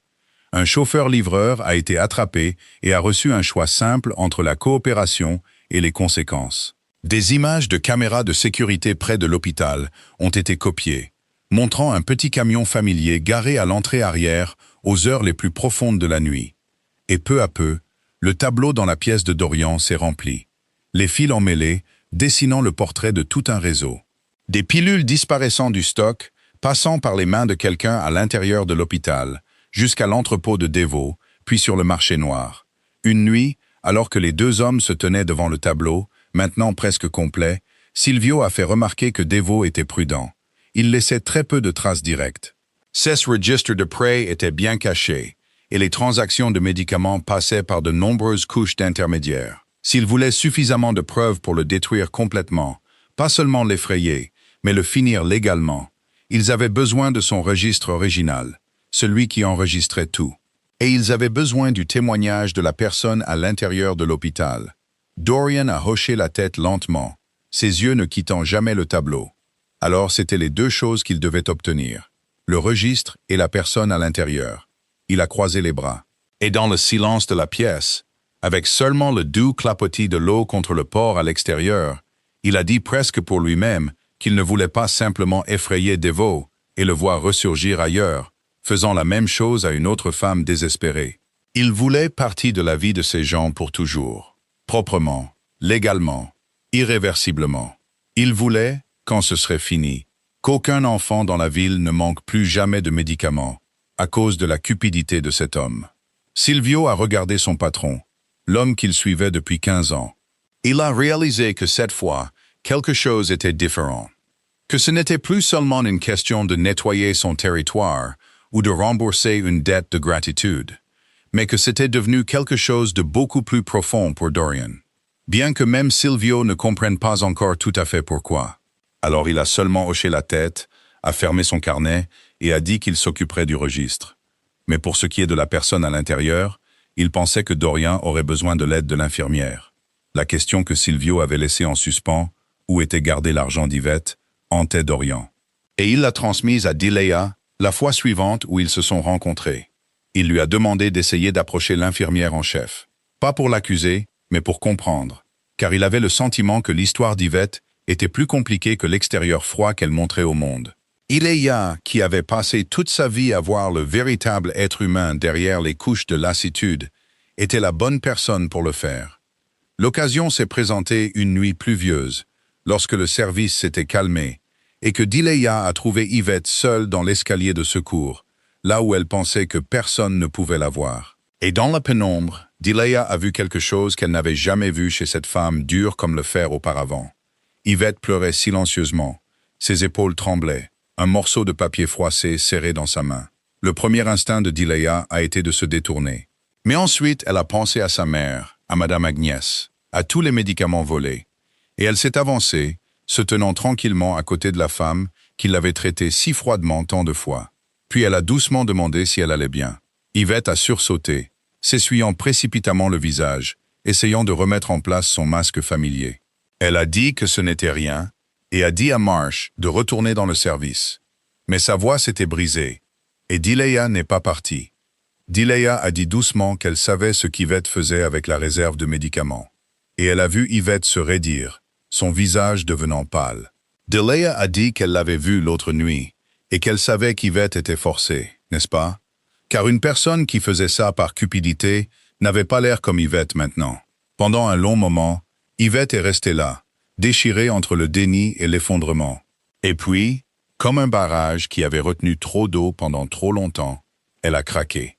Elle a chuchoté d'une voix pleine de douleur que Dilea ne pouvait pas comprendre.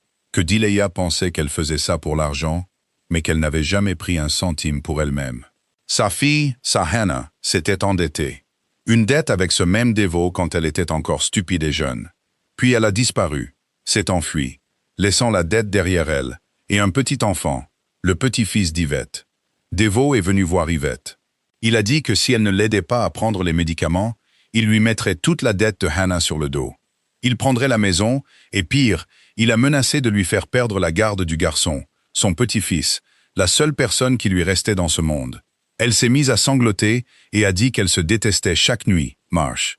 Que chaque fois qu'elle ouvrait la porte de cette réserve, elle savait qu'elle volait des médicaments à des gens comme la vieille femme du lit numéro 7, celle dont Delia s'occupait souvent.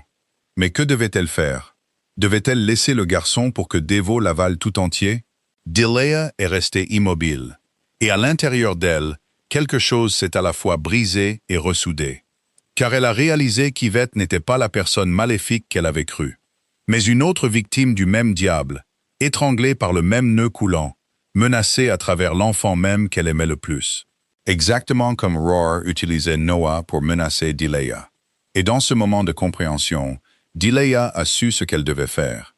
Elle a pris la main d'Yvette, et d'une voix à la fois douce et ferme, elle lui a dit d'écouter.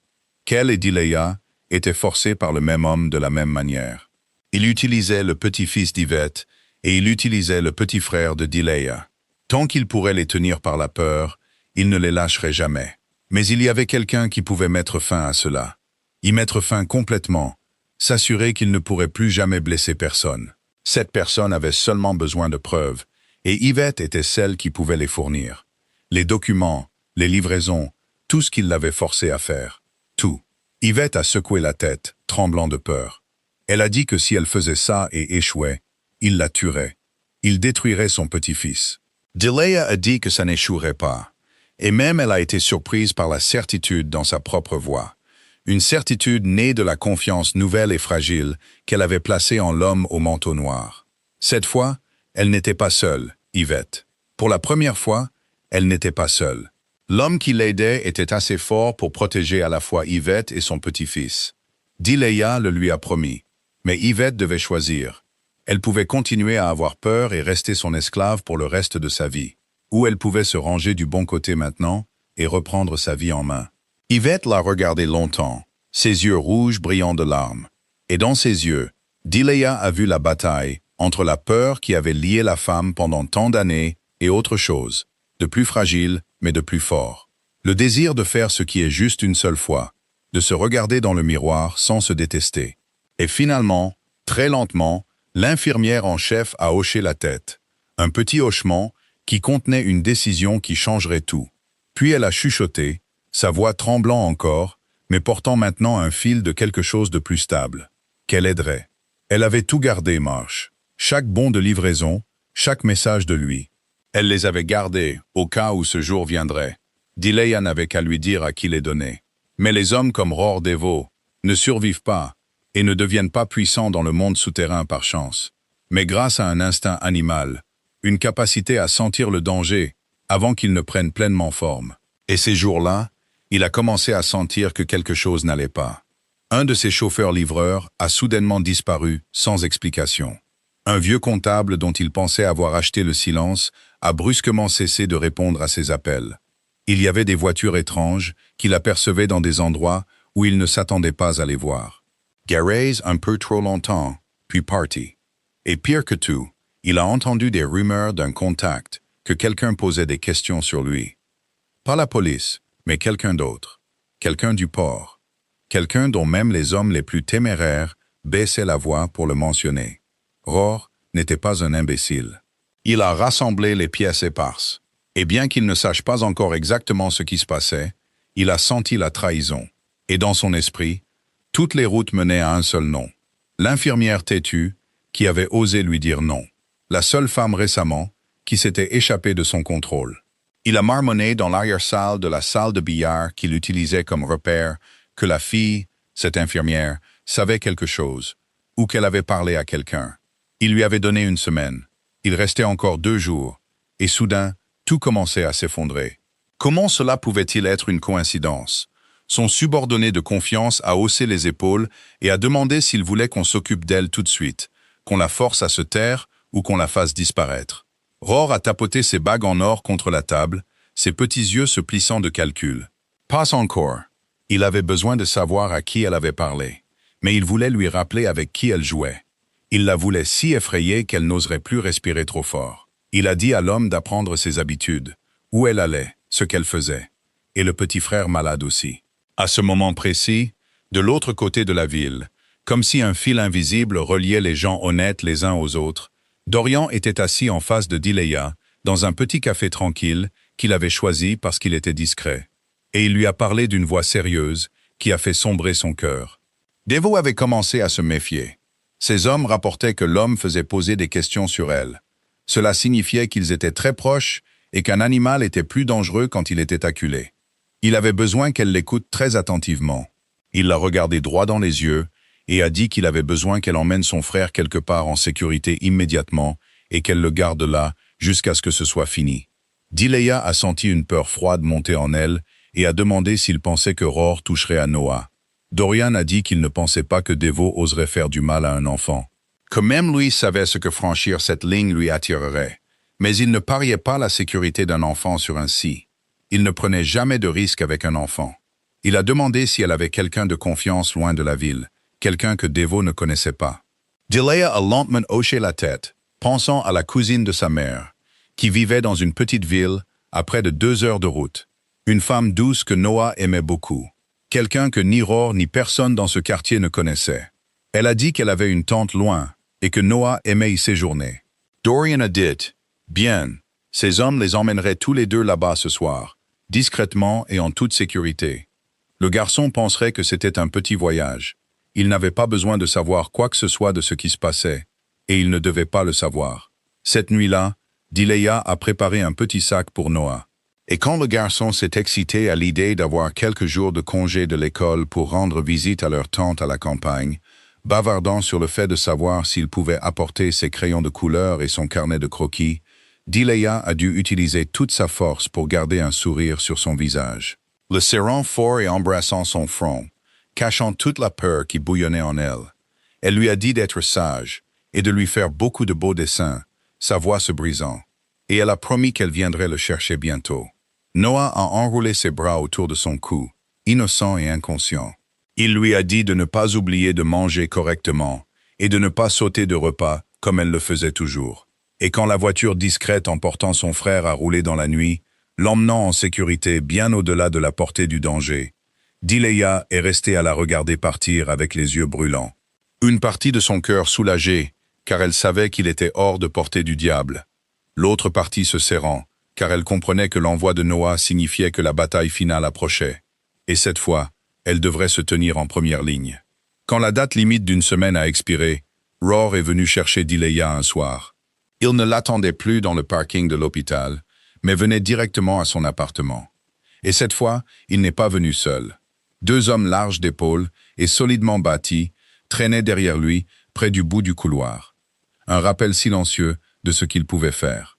Mais ce que Roar ne savait pas, ce qu'il n'aurait jamais pu prévoir, c'est que l'appartement vide derrière Dileya ne contenait plus le petit frère malade qu'il avait l'intention d'utiliser comme pion, et que la femme qui se tenait devant lui ce soir était entièrement différente de la femme tremblante qu'il avait rencontrée dans le parking quelques jours plus tôt. Car pour la première fois en 3 ans, Dileya ne se battait plus seule.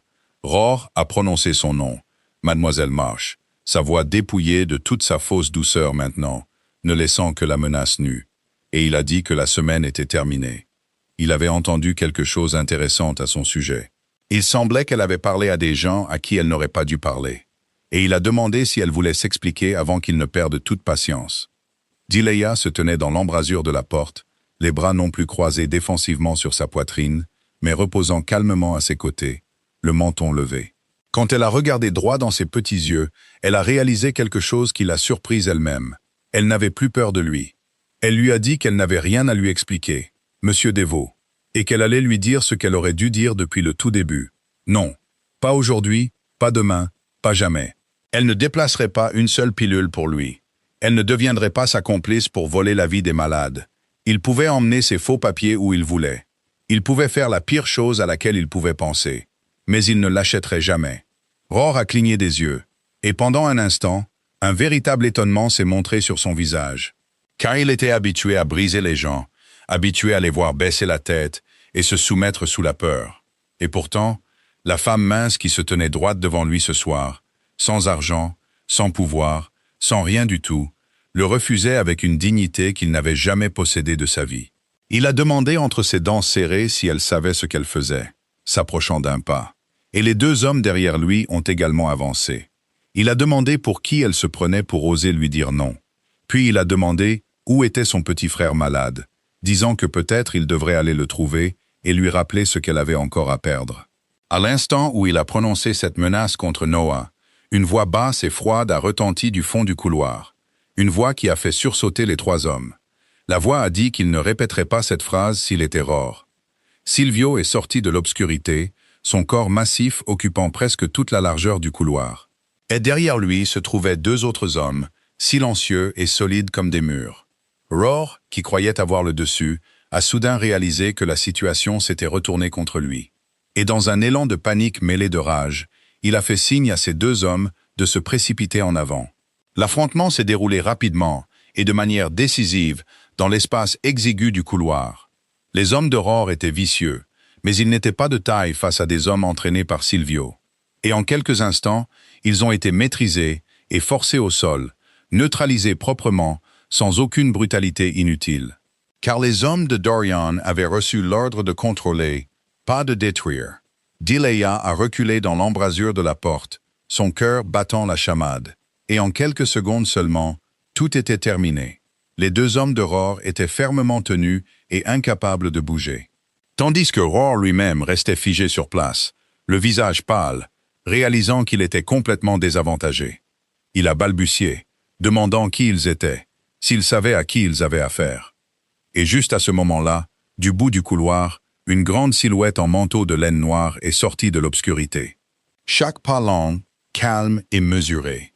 Et quand la lumière est tombée sur son visage, Delia a vu Roar Devo, l'homme qui avait semé la peur dans l'est de la ville pendant des années, devenir blanc et reculer d'un pas. Car même un homme comme lui connaissait le nom attaché à l'homme devant lui. G savait que le moment où Dorian Castellani apparaissait en personne était le moment où tous les calculs qu'il avait faits s'effondraient. Delia a regardé Dorian s'approcher, et dans le calme effrayant qui émanait de lui, elle a compris que ce soir, enfin, la balance avait penché du côté des impuissants. Et que le diable qui avait tourmenté sa vie était sur le point de faire face à quelque chose qu'il n'avait jamais rencontré auparavant. Dorian n'a pas élevé la voix, n'a pas menacé, n'a même pas accéléré le pas. Il est seulement venu se tenir devant Roar, avec le même calme qu'il avait porté toute sa vie. Et ce calme, dans un couloir étroit avec deux hommes de main cloués au sol et une femme debout près de l'embrasure de la porte, était plus effrayant que n'importe quelle rage aurait pu l'être. Il a dit que Roar avait demandé s'il savait à qui il avait affaire.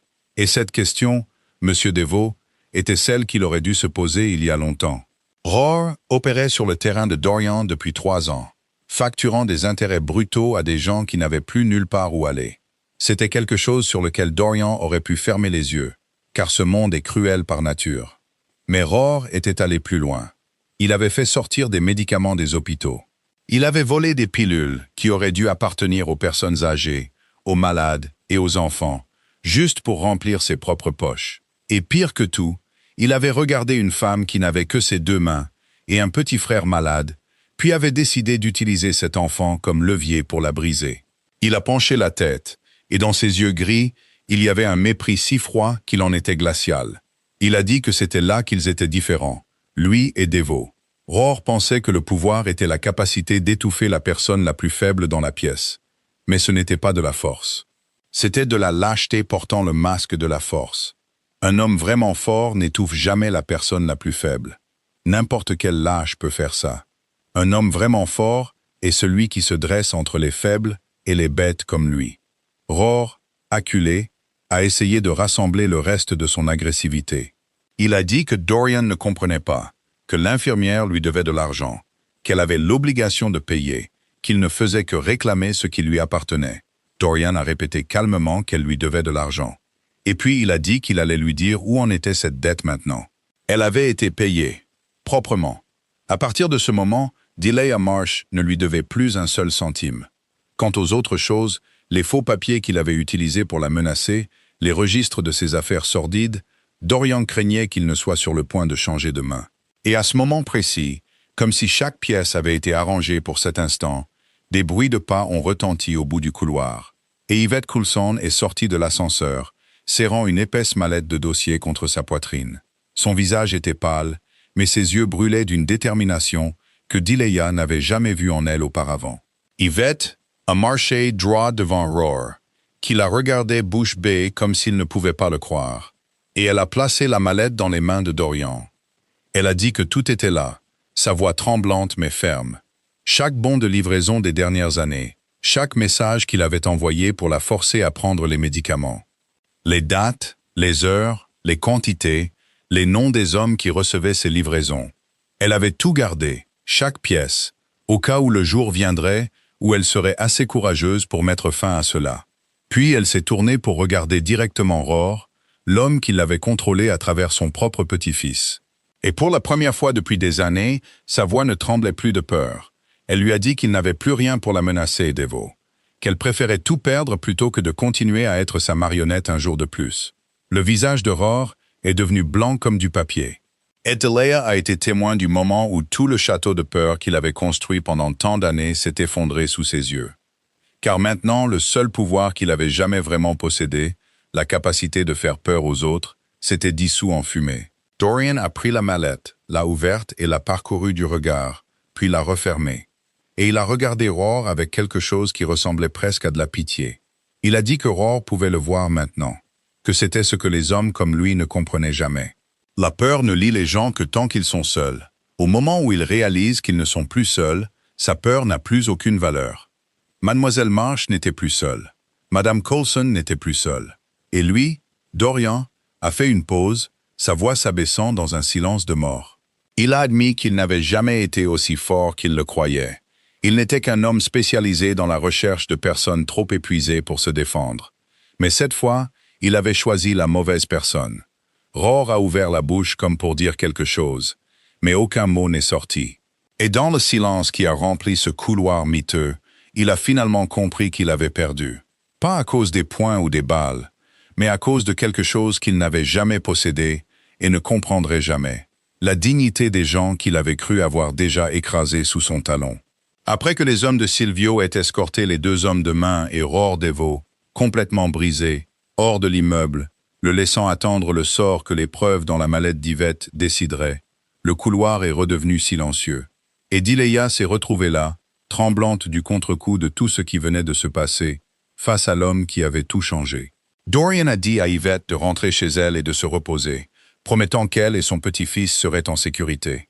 Et quand il ne resta plus que deux dans le couloir vide, Dileya a finalement posé la question qui pesait sur son cœur depuis tant de jours. Elle a demandé pourquoi il avait fait tout ça. Un repas de 19 $. Il aurait pu la rembourser 100 fois et l'oublier. Mais au lieu de cela, il avait enquêté sur tout un réseau, affronté un homme dangereux et les avait protégés toutes les deux. Personne ne faisait autant juste pour un repas. Alors de quoi s'agissait-il vraiment, Dorian? L'homme est resté silencieux un long moment, ses yeux la quittant pour se poser quelque part sur le mur taché. Et Dileya a vu la vieille obscurité qu'elle avait entrevue une fois auparavant revenir sur son visage. Cette fois plus lourde, plus réelle. Finalement, il a dit qu'elle avait raison, sa voix plus basse maintenant. Rien à voir avec le calme puissant d'avant, seulement la voix d'un être humain. Ce n'était pas à cause de 19 $. Ça n'avait jamais été à cause de 19 $. Il s'est adossé au mur et a commencé à parler lentement, comme s'il ouvrait une porte qui avait été verrouillée pendant très longtemps. Il lui a dit qu'il n'avait pas toujours été l'homme qu'elle voyait maintenant. Il avait grandi dans les bidonvilles du sud de cette ville, le fils d'une mère célibataire qui travaillait 3 emplois à la fois, et d'un père dont il n'avait jamais connu le visage. Ils étaient pauvres. Pauvres de la manière qu'elle comprenait bien. Le genre de pauvreté qui signifiait la faim, le genre qui signifiait l'hiver sans un manteau convenable. Quand il avait 9 ans, il est tombé gravement malade. Une pneumonie qui est devenue dangereuse, une fièvre si élevée qu'il est devenu délirant. Sa mère n'avait pas d'argent, pas d'assurance, rien du tout. Elle l'a emmené aux urgences d'un hôpital public. Et selon toutes les règles habituelles de ce système, il aurait dû être renvoyé. Un enfant pauvre sans papier et sans capacité de payer. Sa voix a légèrement tremblé alors qu'il disait qu'il y avait eu une infirmière de nuit de service. Elle ne se souvenait même plus de son visage, seulement d'une voix douce et d'une main fraîche posée sur son front. Elle ne l'avait pas renvoyé. Elle s'était tranquillement occupée de lui toute la nuit, avait payé ses médicaments de sa propre poche, s'était disputée avec ses supérieurs pour le garder là. Et s'était assise à côté de lui jusqu'à ce que la fièvre tombe. Elle ne le connaissait pas. Elle n'y a rien gagné. Elle l'a fait seulement parce qu'elle ne pouvait pas supporter de voir un enfant abandonné à la mort. Le lendemain matin, son service a changé, et il ne l'a plus jamais revu. Il n'a jamais eu la chance de lui demander son nom. Mais elle lui a sauvé la vie. Et il a porté cette dette toute sa vie sans savoir à qui la rembourser. Dorian s'est tourné pour regarder Delia. Et dans ses yeux gris pâles brillait maintenant quelque chose qu'elle n'avait jamais vu auparavant. Les larmes contenues d'un homme qui avait oublié ce que c'était que de pleurer. Il a dit que la nuit aux roses, quand elle s'est levée et a payé son repas avec le dernier argent qu'elle avait, sans rien attendre en retour, il avait vu cette infirmière en elle après 25 ans. Il avait de nouveau rencontré le genre même de bonté qui lui avait sauvé la vie quand il était un enfant qui ne signifiait rien pour le monde. Et puis il a découvert qu'elle était infirmière, qu'elle faisait le même travail que la femme d'il y a longtemps, s'occupant des gens que la société avait abandonnés, et qu'elle était piétinée par un diable. Comprenait-elle, Delia? Il ne s'était jamais agi seulement de la rembourser. C'était la dette de toute une vie qu'il avait enfin trouvé un moyen de rembourser. Elle était cette femme. Et l'aider était le seul moyen qu'il avait de dire le merci qu'il n'avait jamais pu dire toutes ces années auparavant. Delia est restée immobile, des larmes coulant sur ses joues, car maintenant, elle comprenait. Comprenait que le fil qui liait deux étrangers comme eux n'était pas 19 $, mais quelque chose de bien plus profond et de plus sacré. Une chaîne de bonté, transmise d'un cœur à l'autre à travers les années. Une infirmière anonyme, sauvant un garçon pauvre. Le garçon grandissant et sauvant une infirmière pauvre. Et à ce moment-là, elle a réalisé que la gentillesse n'était jamais vraiment perdue. Elle attendait seulement, parfois pendant des décennies, pour revenir au moment même où les gens en avaient le plus besoin. Ce qui s'est passé ensuite ne s'est pas déroulé par la violence, mais par quelque chose de lent, de précis et d'inarrêtable, comme l'eau qui finit par tailler la pierre. Car Dorian comprenait que la seule façon pour un homme comme Roar DeVoe de disparaître à jamais de la vie de ces gens n'était pas de lui faire peur, mais de faire en sorte que le système juridique même, auquel il avait toujours échappé avec arrogance, finisse par l'avaler tout entier.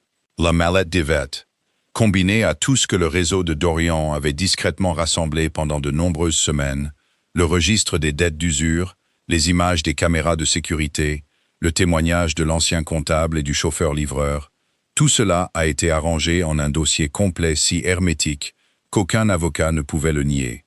Il a été livré à un procureur honnête que Dorian savait n'être dans la poche de personne, par des canaux qui ne pouvaient pas être retracés jusqu'à lui. Quelques jours plus tard seulement, la police a fait une descente dans le repère de Roar. Et cette fois, il n'avait pas de faux dossier à imputer à quelqu'un d'autre. Pas de victime désespérée à utiliser comme bouclier. Seulement ses propres péchés écrits clairement en noir et blanc. Usure, vol et vente illégale de médicaments, menaces et extorsion. Le réseau de vol de médicaments qu'il avait dirigé a été complètement exposé.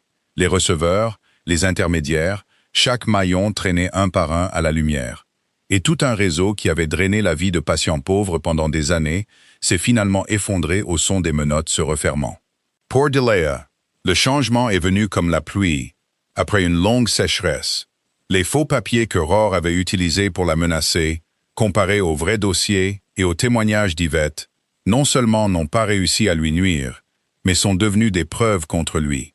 Et le conseil d'administration de l'hôpital, après que tout ait éclaté, non seulement l'a complètement innocenté, mais a été forcé de regarder à nouveau l'infirmière de nuit qu'ils avaient longtemps tenue pour acquise.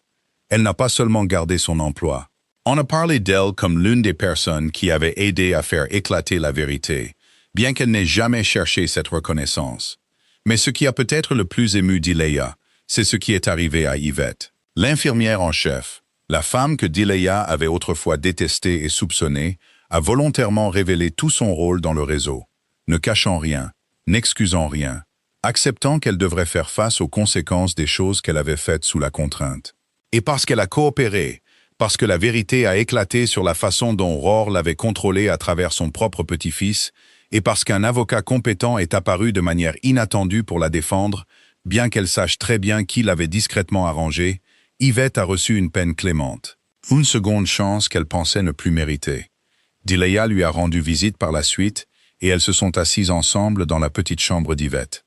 Deux femmes qui s'étaient autrefois trouvées de part et d'autre d'un malentendu, maintenant unis par la compréhension.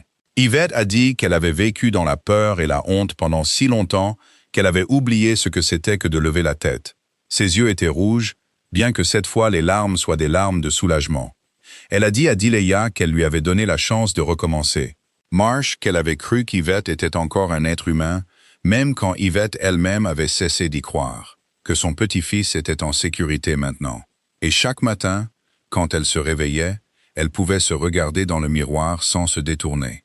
Elle devait ça à Delia. Delia a pris sa main et a secoué la tête, lui disant qu'elle ne lui devait rien, Yvette, qu'elle avait choisi la bonne chose au moment le plus important, peu importe à quel point c'était difficile, et que c'était quelque chose que seule elle aurait pu faire. Et quand Delia a quitté la maison d'Yvette et est sortie sous le soleil de l'après-midi, elle a emporté avec elle un sentiment étrange qu'elle n'avait pas connu depuis très longtemps, un profond soulagement. Parce que le diable qui avait tourmenté sa vie, qui avait volé les médicaments dont sa mère avait besoin, qui avait menacé son petit frère, avait finalement été abattu. Pas par la haine ou la violence, mais par la vérité, par le courage de gens ordinaires osant se lever, et par une chaîne de bonté silencieuse qui les avait reliés les uns aux autres quand ils en avaient le plus besoin. Quelques jours après l'arrestation de Rohr et le retour de Noah à la maison en toute sécurité, bavardant avec sa sœur sur les dessins qu'il avait faits chez leur tante et le chat errant qu'il s'était fait comme ami, Dorian a invité Delia dans un petit café tranquille. Et cette fois, il n'y avait aucune ombre de danger ou de menace dans l'air. Seulement 2 personnes assises l'une en face de l'autre sous la lumière du soleil matinal qui filtrait par la fenêtre. Il a posé une pile de papier sur la table entre eux. Et quand Delia a baissé les yeux, elle a vu que c'était tout le dossier de sa dette. La dette qui avait pesé sur ses épaules pendant 3 longues années. La dette qui avait commencé avec les factures d'hôpital de sa mère. Et sur toutes ces pages était maintenant apposée une seule marque, payée en totalité. Dorian a dit doucement qu'il avait racheté sa dette aux personnes qui avaient repris les affaires de Devo. Et maintenant, il l'effaçait. Elle ne devait plus un seul centime à personne, Delia. Elle était libre. Delia a regardé les papiers, ses doigts tremblants touchant le tampon. Et elle a eu l'impression qu'une pierre invisible qui pesait sur sa poitrine depuis des années avait enfin été enlevée, le laissant si légère qu'elle n'osait presque pas y croire. Puis il a continué, sa voix plus douce maintenant. Les médicaments de Noah seraient assurés à long terme, pas seulement pour quelques mois, mais jusqu'à ce que le garçon soit grand et capable de prendre soin de lui-même. Dorian avait fait en sorte qu'il soit toujours traité par les meilleurs médecins avec les meilleurs médicaments. Le garçon n'aurait plus jamais à lutter pour respirer une nuit de plus, simplement parce qu'il n'y avait pas assez d'argent.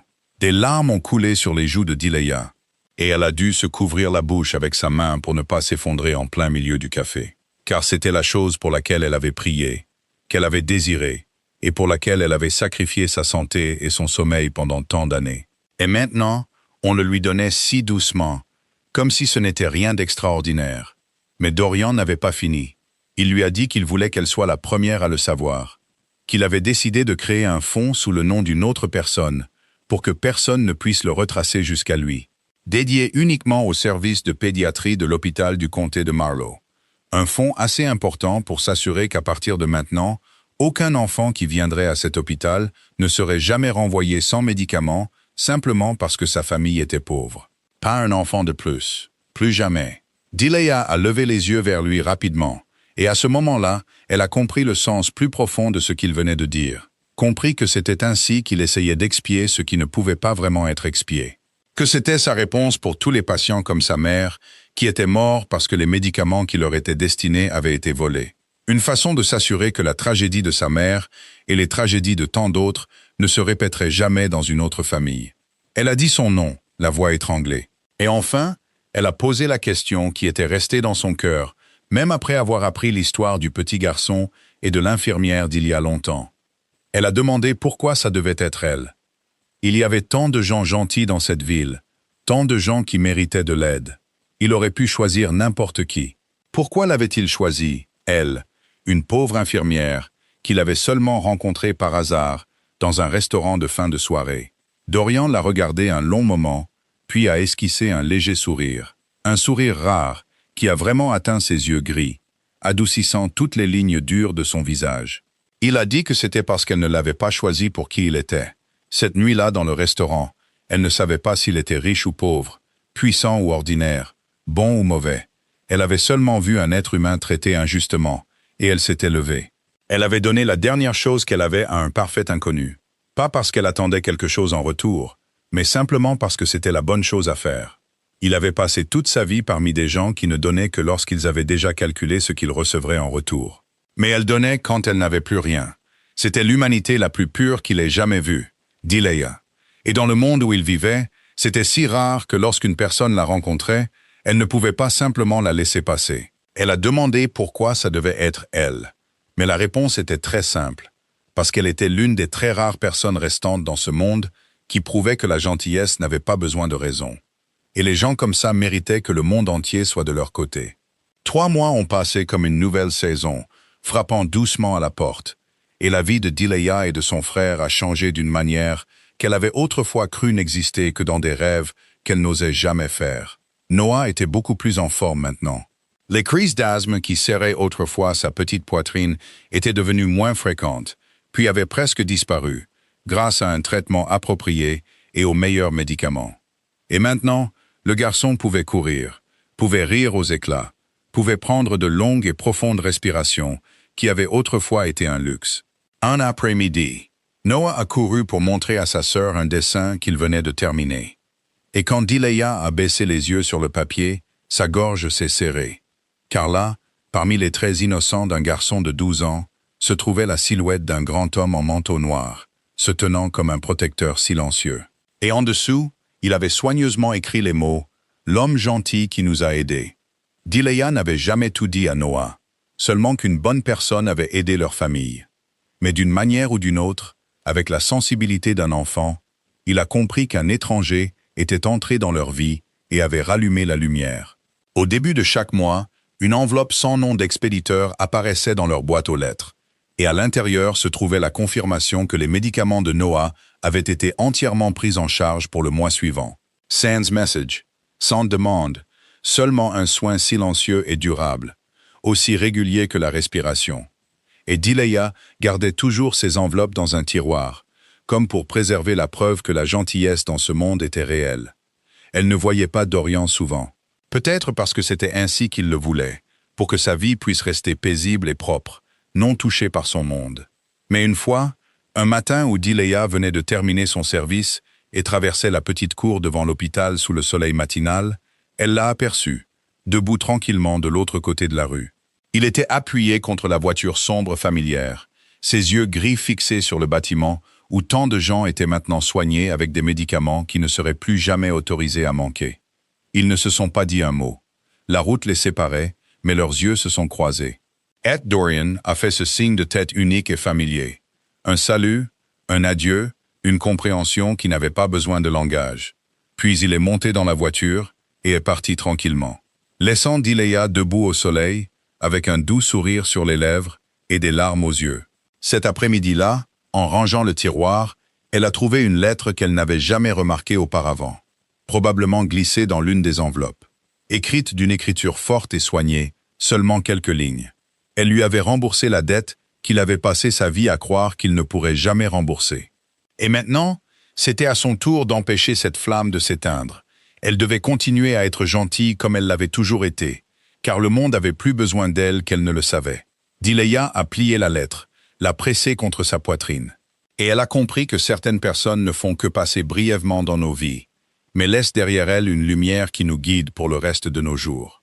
Et s'il y a une chose que l'histoire de Dileya Marsh souhaite nous laisser, c'est que la gentillesse donnée sans attente de retour n'est jamais vraiment perdue. Elle fait seulement un long détour avant de revenir au moment même où nous en avons le plus besoin. La valeur d'une personne n'a jamais été mesurée par l'argent dans sa poche ou le statut qu'elle occupe dans la société, mais parce qu'elle est prête à donner quand il ne lui reste presque plus rien.